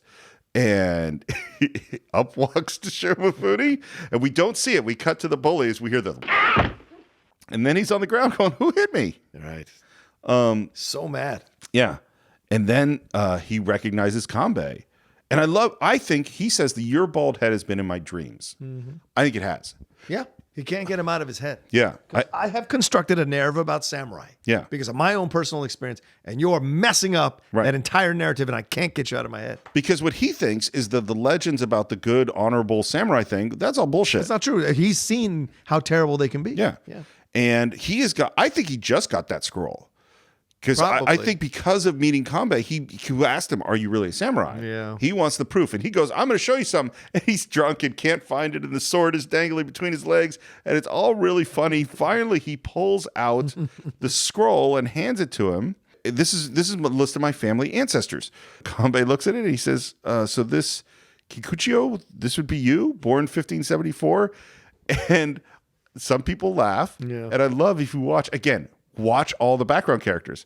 Heihachi is counting on his fingers in the background. And it takes him a few more seconds to figure it out. And then he laughs because if you're Kikuchiyo, you'd be 13 years old. Right. And they all laugh at him. And he calls them jerks. To hell with samurai. Now watch Kyozo in the scene. Because they're sitting down. Again, we have a perfectly framed thing. Kyozo's on the left. Toshiro's on the right. And he's getting angrier and angrier. And you watch Kyozo shift his sword from his right side to the left. Yeah. So his right hand will be free. And in the moment before Kikuchiyo decides to go for his sword, Kyozo's already grabbed it. Yeah. And has handed it behind him to the kid, who is not quite so fast on the uptake. Like, what's happening? Oh, I'm supposed to take that. Yeah. Takes the sword, and now Shiromifune chases that kid around, trying to get his sword back, being drunk. They call him Lord Kikuchiyo, and Heihachi is mocking him, and they're all laughing at him, and they all look down on him, and they ask, is he really a samurai? And they say, in his own mind, and he passes out. It's interesting for me the moment when I begin to really care about Kikuchiyo, you know, and this is the first one because he's filled with all this bluster and bravado, and he's kind of a jerk, and he's kind of rude, and he's kind of drunk, and he's kind of an idiot. And then in this scene where they're really laughing at him, I kind of go, oh, Yeah. I start to feel for this guy. Yeah. It's the next morning, beautiful wipe to the morning. They're all getting up to head out. They hand Toshiro back his scroll, and they say, and he says, let me go too. How long ago do you think he decided to become a samurai? That's a good question. It's been a bit. I think it's been a bit. Yeah. And what was he trying to get? Status or revenge. This is what I don't know. And I go, because I think you said this. In another world, he'd be one of the bandits. Yes, sure. I think there is, if he doesn't see Kambei, I think he goes in a very different direction. Oh, sure. I think he's there hunting samurai in that town. I think he's there to figure out who he is or what he is, and if he can be a samurai.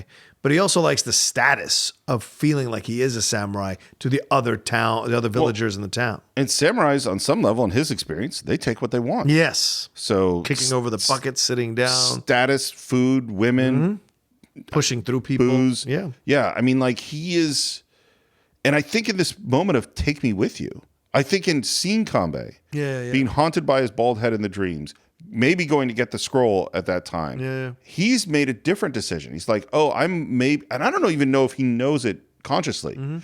Maybe there's something else that I want. Well, isn't it complex? Like if the samurais destroyed his village, maybe he developed an affinity or an affection or a connection to that idea of that's status, that's power, right? Right. And remember, these villagers that don't have a lot of education. So in his mind, how smart is he really? His version of a samurai is only like the surface level of a samurai. He doesn't really understand the code or what's required to even go against that code. He can't even understand the code to even go against the code. He is just doing all the outer things of what he thinks a samurai is, the rough sketches, but hasn't really filled in the empty spaces. And I think what he sees in Kambei is, oh, this is what it is. This is what it really is. So the fascination grows deeper, but it still struggles with his anger he has towards the samurai. So to become what you've beheld is very difficult. And we see it in Conan the Barbarian when he becomes this thing that destroyed his village. Right. So this idea of becoming this barbarian, when the barbarians were that came that destroyed his village, and he has to go and get revenge in a certain way, yet he still has to become what he beheld in order to get that revenge. So it's fascinating here. It's funny because we talked about martial arts. I've seen a lot of people do martial arts for a lot of different reasons. Right. And a lot of people, I got beat up or bullied at school and I want to defend myself, yes, but also I want to beat other people up. Right. That's a natural response to being abused is I'm not going to let anyone ever do that to me again. Right. I'm going to fight back. And if all you see is the farmers of the lowest status who are poor, who are starving, who suffer, who have to do all the work, and they see these other guys and they're not like that. And it's like, oh, the key to power, status, wealth, money, comfort, pleasure is a sword. Yeah. Possibly the biggest sword I can find. Yeah. And then your eyes, because this also happens doing martial arts, is your eyes open to, oh, maybe there's something else. And I think his eyes have just started to open to maybe there's something else. But also, he still sees, and we're going to see this so much more later in the film, the fallacy of the samurai. Yeah, of course. That this is, and what we saw from the guy who was hiding out for the bullies and, other samurai we've seen is that a lot of bullshit here, Back in the village, we see a woman who's doing her hair from behind. Beautiful shot.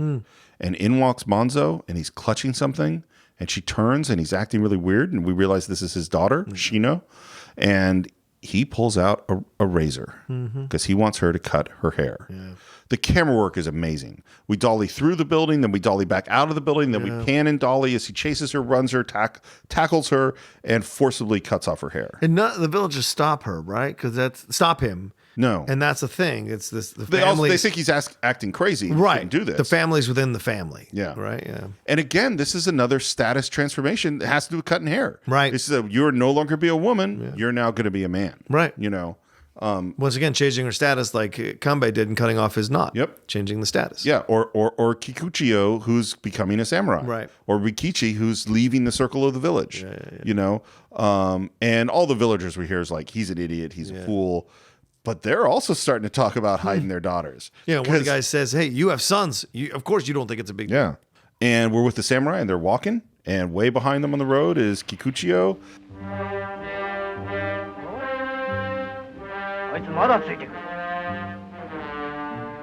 And there's a closer shot of him. He squats down, and Heihachi even throws a rock at him. And at that moment, again, the more they laugh at him, when they throw the rock at him, my sympathy is going up and up. Yeah. We are at a shot of a waterfall that is so pretty. The samurai up on the top on the rocks and the waterfall, and then we cut to a wider shot of the waterfall, and there pops up Kikuchiyo, who takes off his clothes and is in just his little loincloth, which we're going to see a lot of buns in this movie. And they're looking down at him, and he wades into the water, and he slowly lowers himself into what must have been some really cold water. Yeah. And grabs a fish. Apparently, that's something Kurosawa used to do when he was young. He would hunt, he would swim in streams and catch fishes with his bare hands. Wow. Yeah. And now we're walking through some beautifully lit woods, and Heihachi looks back and no Kikuchiyo. Yeah. He's like, and I think the line in Magnificent Seven is, now I'm starting to miss him. He's not there. And then jumping out from in front, he comes and says, come on, it's this way.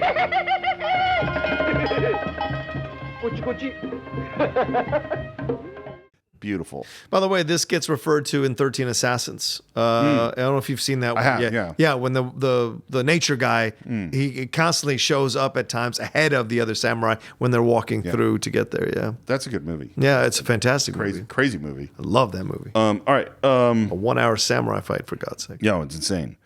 So they arrive at the village. And now Kikuchiyo is with them, and he says, you know, no way I'm going to die in that dung heap. And I go, no one asked you to. Little foreshadowing. And we run down to the village. Yeah. And Rikichi's like, hey, we're here. No response. Silence. And of course, the same thing that happens in Magnificent Seven. And they go and like, hello, hello. And maybe we see one person and that person runs away. And finally we decide, and Toshiro Mifune is sitting on a rail of a fence laughing his ass off. Yeah, because he knows. Yeah. He knows. His laughter is so big. It's like, and this is that interesting acting choice. He is genuinely laughing. Oh, yeah. But he's also making a show of the fact that he's genuinely laughing. Right. Because he knows what's going on, as you say. So they go, let's go see the old man. So everybody but Kikuchiyo goes to see the old man. And I love when they leave him. He's like kicking dirt like a dog and doing all this crazy show stuff. Yeah.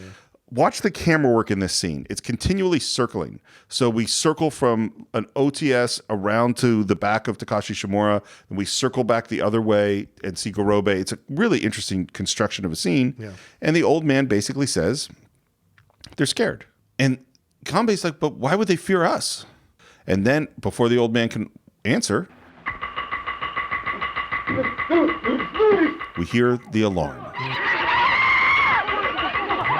And they run out. Everyone in the village runs out. There's a total panic. There's chaos. We see great shots of each of the samurai running in these long lenses cut. It's almost jump cuts. It's so cool of them running through the fields. Looks so cool. Yeah.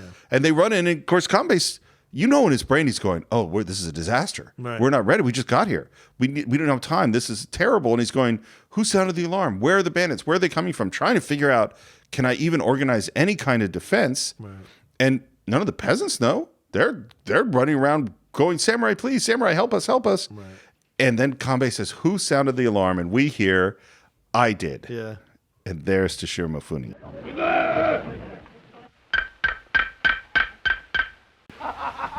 What he does in this scene of mocking the farmers and making it funny. Yeah. And in some way, and this is the magic that this character has, he's the person that brings these groups together. Yeah. More than anybody else. Yeah.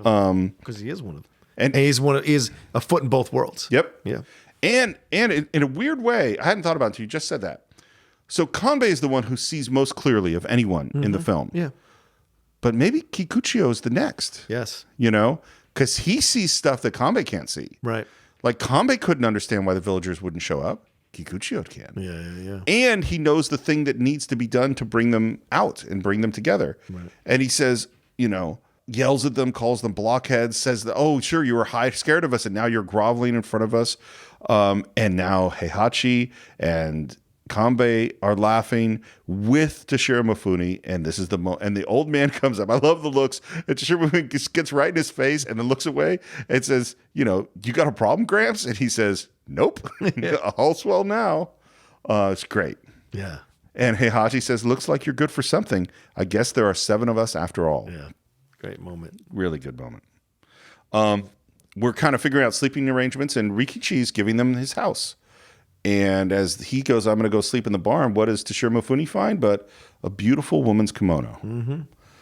And Rikichi's reaction to it is strong. Yeah. This is the first moment. We knew he was angry. Yeah. But this is the first moment where we go, oh, there's something behind his anger. Right. But they just think he's being a jerk. Toshiro literally calls him a jerk. Someone asks Kikuchiyo, what's your real name? And he says, I don't know. Give me a one that fits. And they just say, Kikuchiyo's perfect. And they laugh at him. And this time he's kind of sheepish, but not angry. Right. You know what I mean? He's like part of the crew now. Like he feels more like a part of them. Yeah. We're going to map out the village. I love this sequence. Yeah. This is where you see Kurosawa interested in the how. Yeah. He's interested in, and you know, as a director, what's being a director about? Preparation, organization. That's what we're doing. And we go from north, south, east, west. We start with the west and look at what we're going to do to defend. But what's also interesting is that each of these 4 positions, we see the samurai and get to see their style. Yeah. You know? So the first one we see is Shichichiri, I think that's his name, who is sort of who I say is the sergeant. Yeah. And he is working with the farmers building a fence. And we say that, okay, here, you know, we're going to take logs and build a big fence. And Gorobe's with him and Katsushiro's with him to kind of learn. And then they head down to the south and we decide, okay, we're going to flood these fields after they harvest the barley if we've got time. That's the big issue here. Right. And who's training there is Kyozo, has instead of building stuff, he's teaching them how to fight. Yeah. And, you know, we all need different kinds of teachers.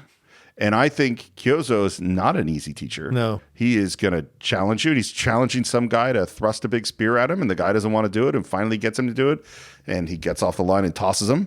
And the kid is just fascinated. Yeah. Because that guy is kind of awesome. Kid catches up to them, and they're now looking at the east, and we go, okay, we're going to have to destroy this bridge here. But the problem is their house is over there, including the old man's mill. And Kambei says they'll have to be evacuated. And he knows this is a big deal. Yeah. You know, and Gorobe knows this is a big deal, but it's just as you said before, this is what has to be done. Yeah. And Kambei is a practical guy. And here we see Heihachi, and his relationship with the peasants is to make them feel better. Yeah. You know, war is scary, but they're scared too. And he kind of makes jokes and they laugh, and Heihachi can build community. Kyozo can't build community. Right. Like the sergeant guy, he knows how to build that fence. And he knows how to organize those guys to do that. Right. You know, but Heihachi can make you feel good. The weirdest thing to me is as we go to the next area, we get to see Toshiro Mifune. And I really wonder, what was Kambei's conversation with this guy who has no experience, as far as we know, right. putting him in a leadership position? Did he tell him anything? Yeah. And we get to watch what he does, which is to mock and laugh and joke and put on a show. And some of the people he's putting on the show for is all the kids are watching because they love him. Yeah. And he does all sorts of little postures, particularly making fun of Yohei, who is the most scared person holding a spear. And now we go to look at this area and we go, this is a death trap. Yeah. You know? And one thing that happens with Toshiro Mifune is he looks at the spear that Yohei is carrying. That doesn't look like just a bamboo pole. Right. That looks like a real spear. Where'd you get that? So the other thing that happens in the north is that Katsushiro looks up and sees beautiful blossoms on the tree. Yeah. And he picks them. And he smells them. And he looks up the hill and there's flowers up there. Kambei and Gorobe say we're heading on. He says, okay, I'll catch up in a sec. And he bends over and smells the flowers. and they look up at him and smile because he's a kid. Yeah. And even though they're trying to train him, and even though serious stuff is happening, they let him be a kid. Right. And he goes up the hill through the flowers. This is among the most beautiful sets of images I can think of in Oh, the film. yeah, absolutely. The look of the flowers, the lighting, his joy at just being out in nature in this moment. And he moves through the flowers. He lies down, looks up at the wind in the trees, and this is just this moment in nature. Well, and I think it's an important moment to have in the movie because we've been so focused on these samurai and this impending doom and danger. What do they always say? You got to take a moment to smell the roses. You take Yeah. a moment to kind of figure out what you're fighting for, why you're fighting for. Like, what is it I'm fighting for? And like just lying there in that moment, first of all, you get a beautiful image to put in your head. Second of all, you get a moment to take a break and kind of savor what's going on here. And then boom, it's immediately, yeah. Because he hears something. And there is someone. And he chases this person, which we know is Shino. Yeah. Or Shina, the girl from Monzo's daughter. Yeah. And he says, "Are you a girl?" And she shakes her head no. He says, "A boy?" And she nods. And he says, "Where's your spear?"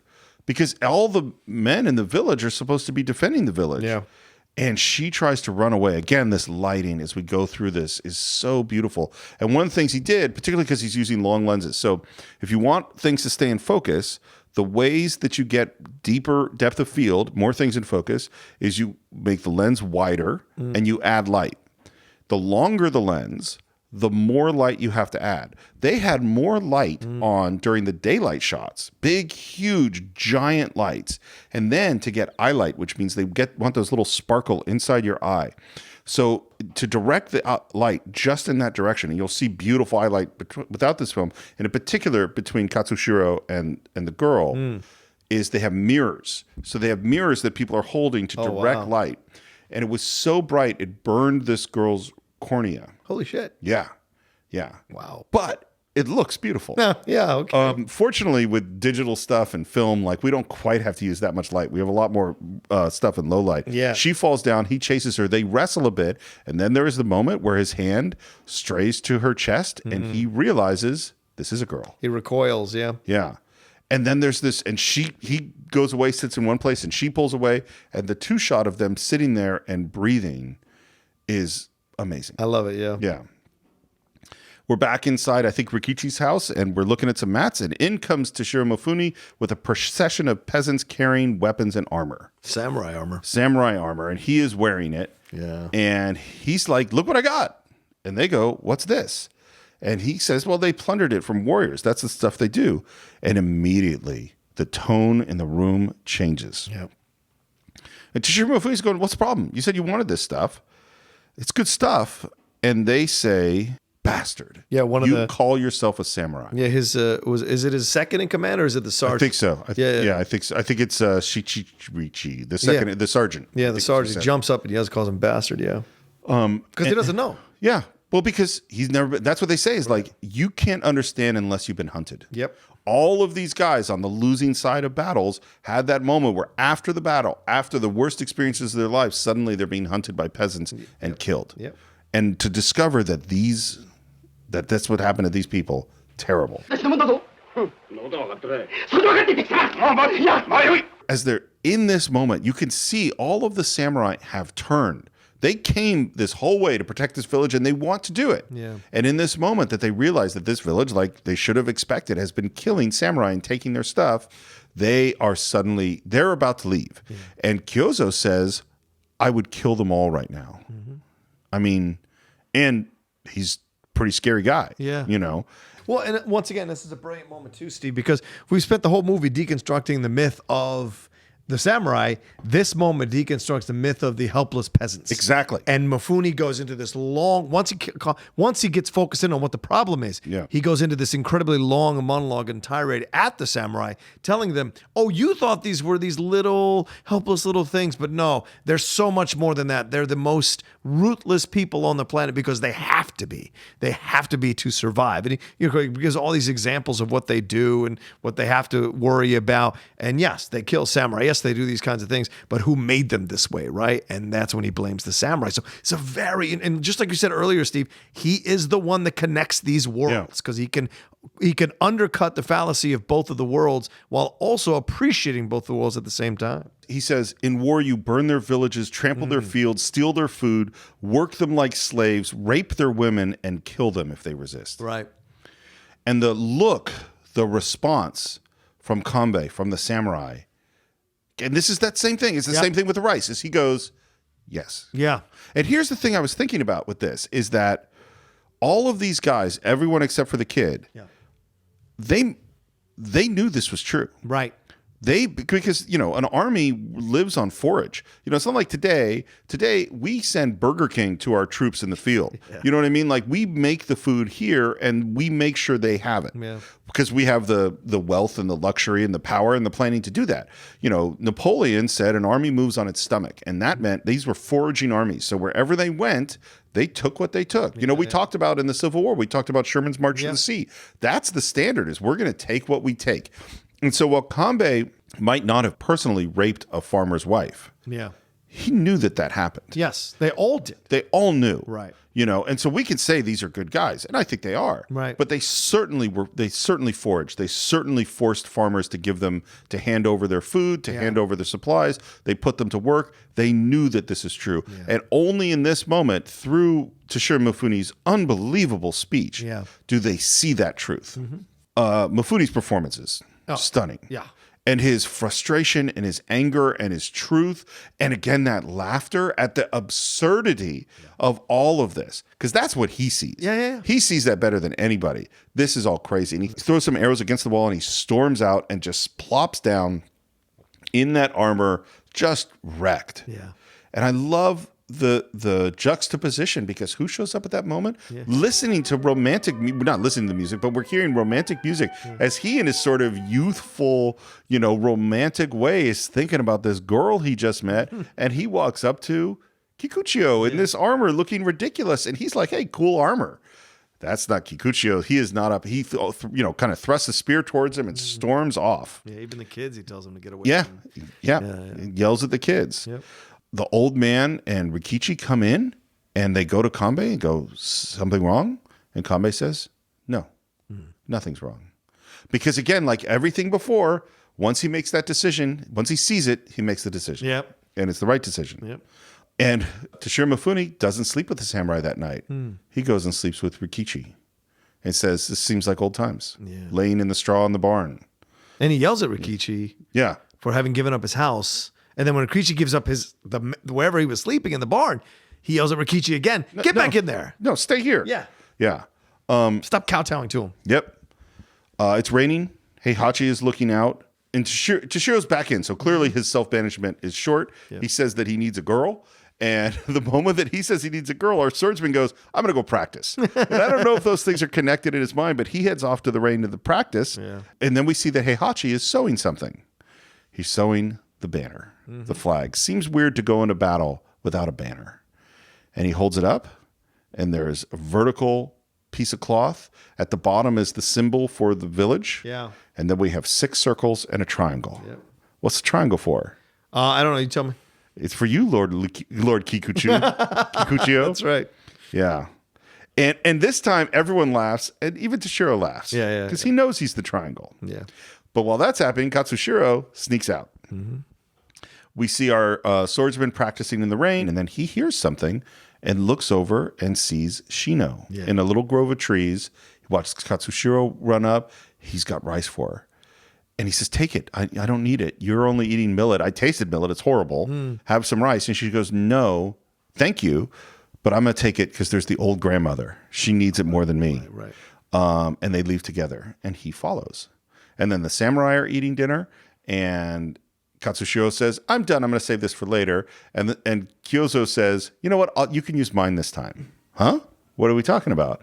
And then we all go to see the grandmother, who is an old lady. Yeah. And she is so sad because her son is dead, her family is dead, and she just like, I just want to die. Yeah. And I hope if there is a next world, it won't be as horrible as this one. And Heihachi, being the lovely person that he is, says, oh no, it's not. It's going to be great. The old world, the next world is good, and you won't be suffering.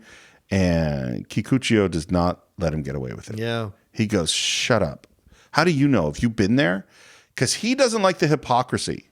You know, he just freaks out on him, and they're like, you know, save your spit and fire for the bandits. Like, what are you doing? And we go outside, and Katsushiro is talking to the swordsman and says, so did you see me with the girl? Yeah. He goes, why didn't you tell them? You want me to?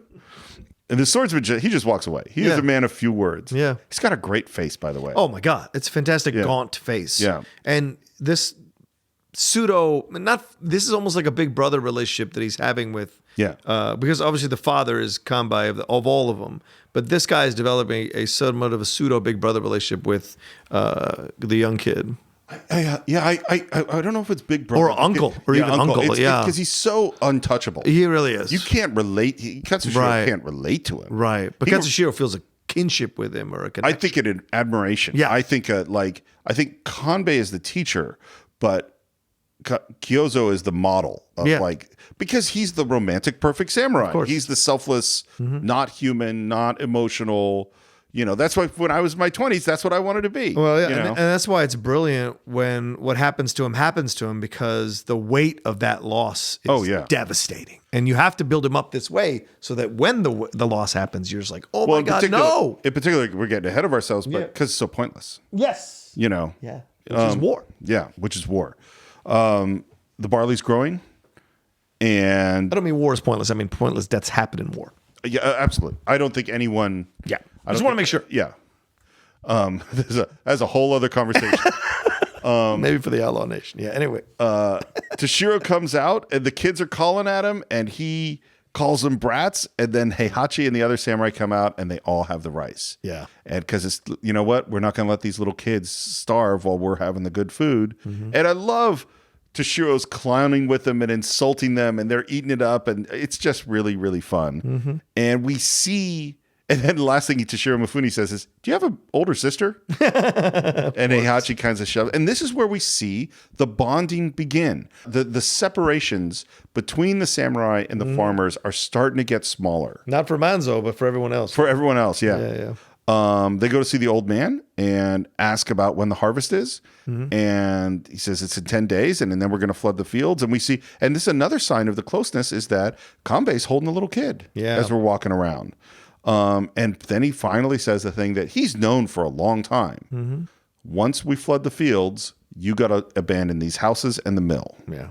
And the reaction is strong and upset. Because this is everything. This is everything these people have. This is their whole lives, everything they built. I don't know how long it took them to build the mill or the house, but it was a long time. And they know it'll be destroyed. And they're crying. And he just like, no, that's what it's going to be. Yep.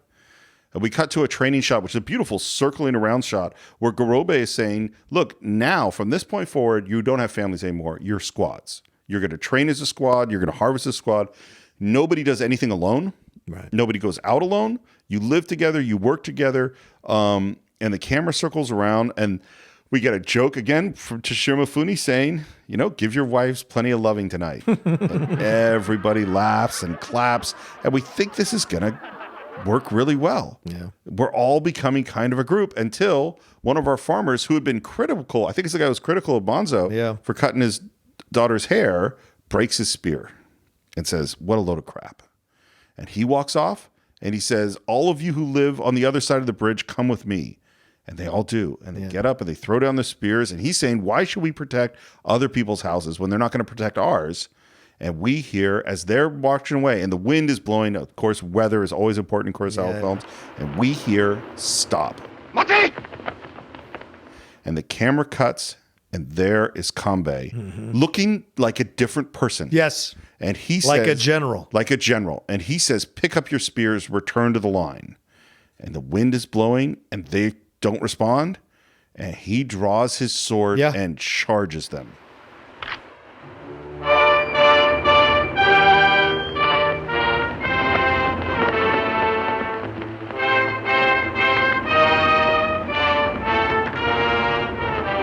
And they run. And he looks scary as hell. They pick up their spears and they get back in the line, and Toshiro Mifune pushes them back in place and they form them up. I think this is, you see an aspect of Kambei and why he is a great leader here. Because you know he made that choice in his head. He said, now is the moment to establish what it means to be part of an army. Yeah, I can be understanding, I can be sympathetic, but I cannot take dissension. Nope. Because everybody will die if there's any dissension in this ranks. But I think this is also an interesting moment too, sociologically and politically.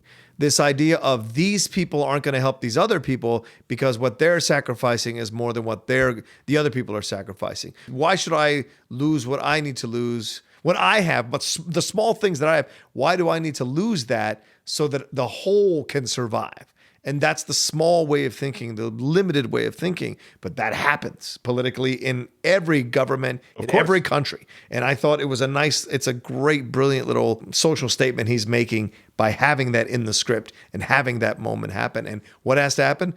The whoever's in charge, the leader has to step up and say, no, get back in line or I'll take you out. That's that. Yeah. Yeah. The bigger picture here. A constant balance in society is the balance of the needs and rights of the individual versus the needs and rights of the group. Yeah, constantly. And you could look at whatever political side you're on and see where you are on that balance. Sure. And some people are much more towards the individual, some are much more to the group. And what's so great about this movie is as we've been deconstructing the boundaries of society, and as we've been kind of looking at the hypocrisy of the samurai class, or the foolishness or foolhardiness of war, or the not perfectness of the farmers and why they aren't as good as we want them to be. And all of this stuff, at this moment, Kambei said, and Kambei has learned all of this stuff and has deep sympathy for all this stuff. And at this moment, he says, this is what has to happen. Yeah. Just as I had to shave my head, and just as I had to accept this, and I had to accept this for the greater good, now this is what has to happen. And I have no doubt in my mind that if they didn't come over, he would have killed him. He would absolutely kill them. He would have killed him. Yep. And he would have maybe felt bad about it, but he would have known it's the right thing. And this is the thing about leadership, there's no warm and fuzzy way to be a leader all the time. Even if you want to be a warm and fuzzy leader, at a certain point, you have to say, no, this is what we're going to do. And his speech, he says,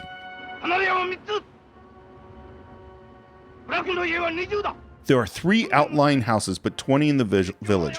We can't risk 20 to save 3. And if this village is destroyed, those 3 can't survive. Exactly. The greater good. And he says, this is the nature of war. Yeah. We haven't said that this was a war exactly up to this point, but that is what this is. By protecting the other, you save yourself. If you only think of yourself, you only destroy yourself. And then this is a really interesting moment because it has to do with translation.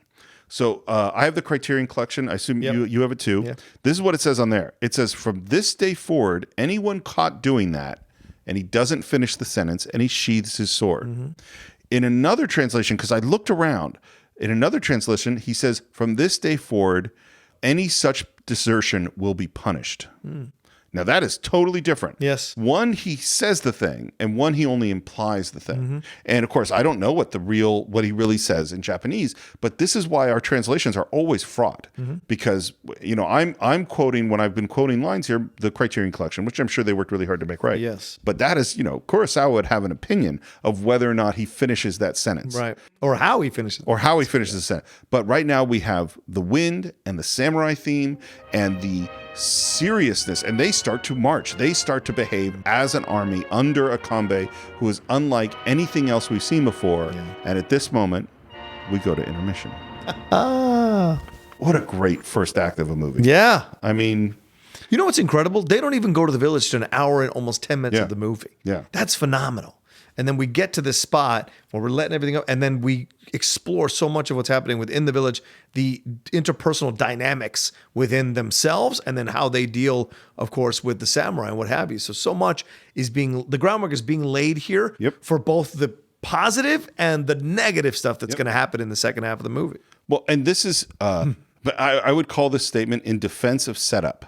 I remember something we talked about way back when we did Jurassic Park. It's an hour plus before you get to the first T-Rex kill. Right. In Jaws, it's over an hour before they go out on the boat to have the real adventure. Is that there are a lot of great movies that put incredible attention to detail in setting up their characters and situations. And this is might be the greatest one of any of them, where there is so much being set up. And yet, and this is the mark of the great filmmaker, is bad filmmaking setup is really boring. Yes, it is. And in this film, it is not. When someone says, "Oh, it's boring, it's all set up," it's because they didn't do the setup right. Well, this is my statement. I said this a long time ago on the show, is when people say, "Oh, that movie's so manipulative." What they're actually saying is that movie failed to manipulate me. Yeah, right. Is that if it manipulated you, you wouldn't know. Right. You would just be involved. Or you'd be okay with it. Yeah, it's like I'm weeping uncontrollably. That movie manipulated me into weeping uncontrollably. And this movie has just swept me along. It moves so fast. And I cannot wait for us to record part 2. Agreed. So, of course, that's what we think of the first act of The Seven Samurai. We always want to hear what you think. Please visit us on our Facebook page. Just do a search for The Cine-Files. Leave your comments there. We're trying to put a lot of new content up with our help from Luke Leeson, who's helping us out with our social Thank you, media. Luke. Thank you, Luke. If you want to support the show, you can do so on patreon.com/The Cine-Files, where we're always posting new audio clips. We've done a lot better. In fact, what should be going up this week is our discussion about The Rise of Skywalker. Yeah. So check out patreon.com/The Cine-Files to hear that. You can buy every other movie we've ever done, including Seven Samurai, and we've got a whole page on Kurosawa where you can buy other books and other movies and stream them through Amazon Prime on cinephiles.net.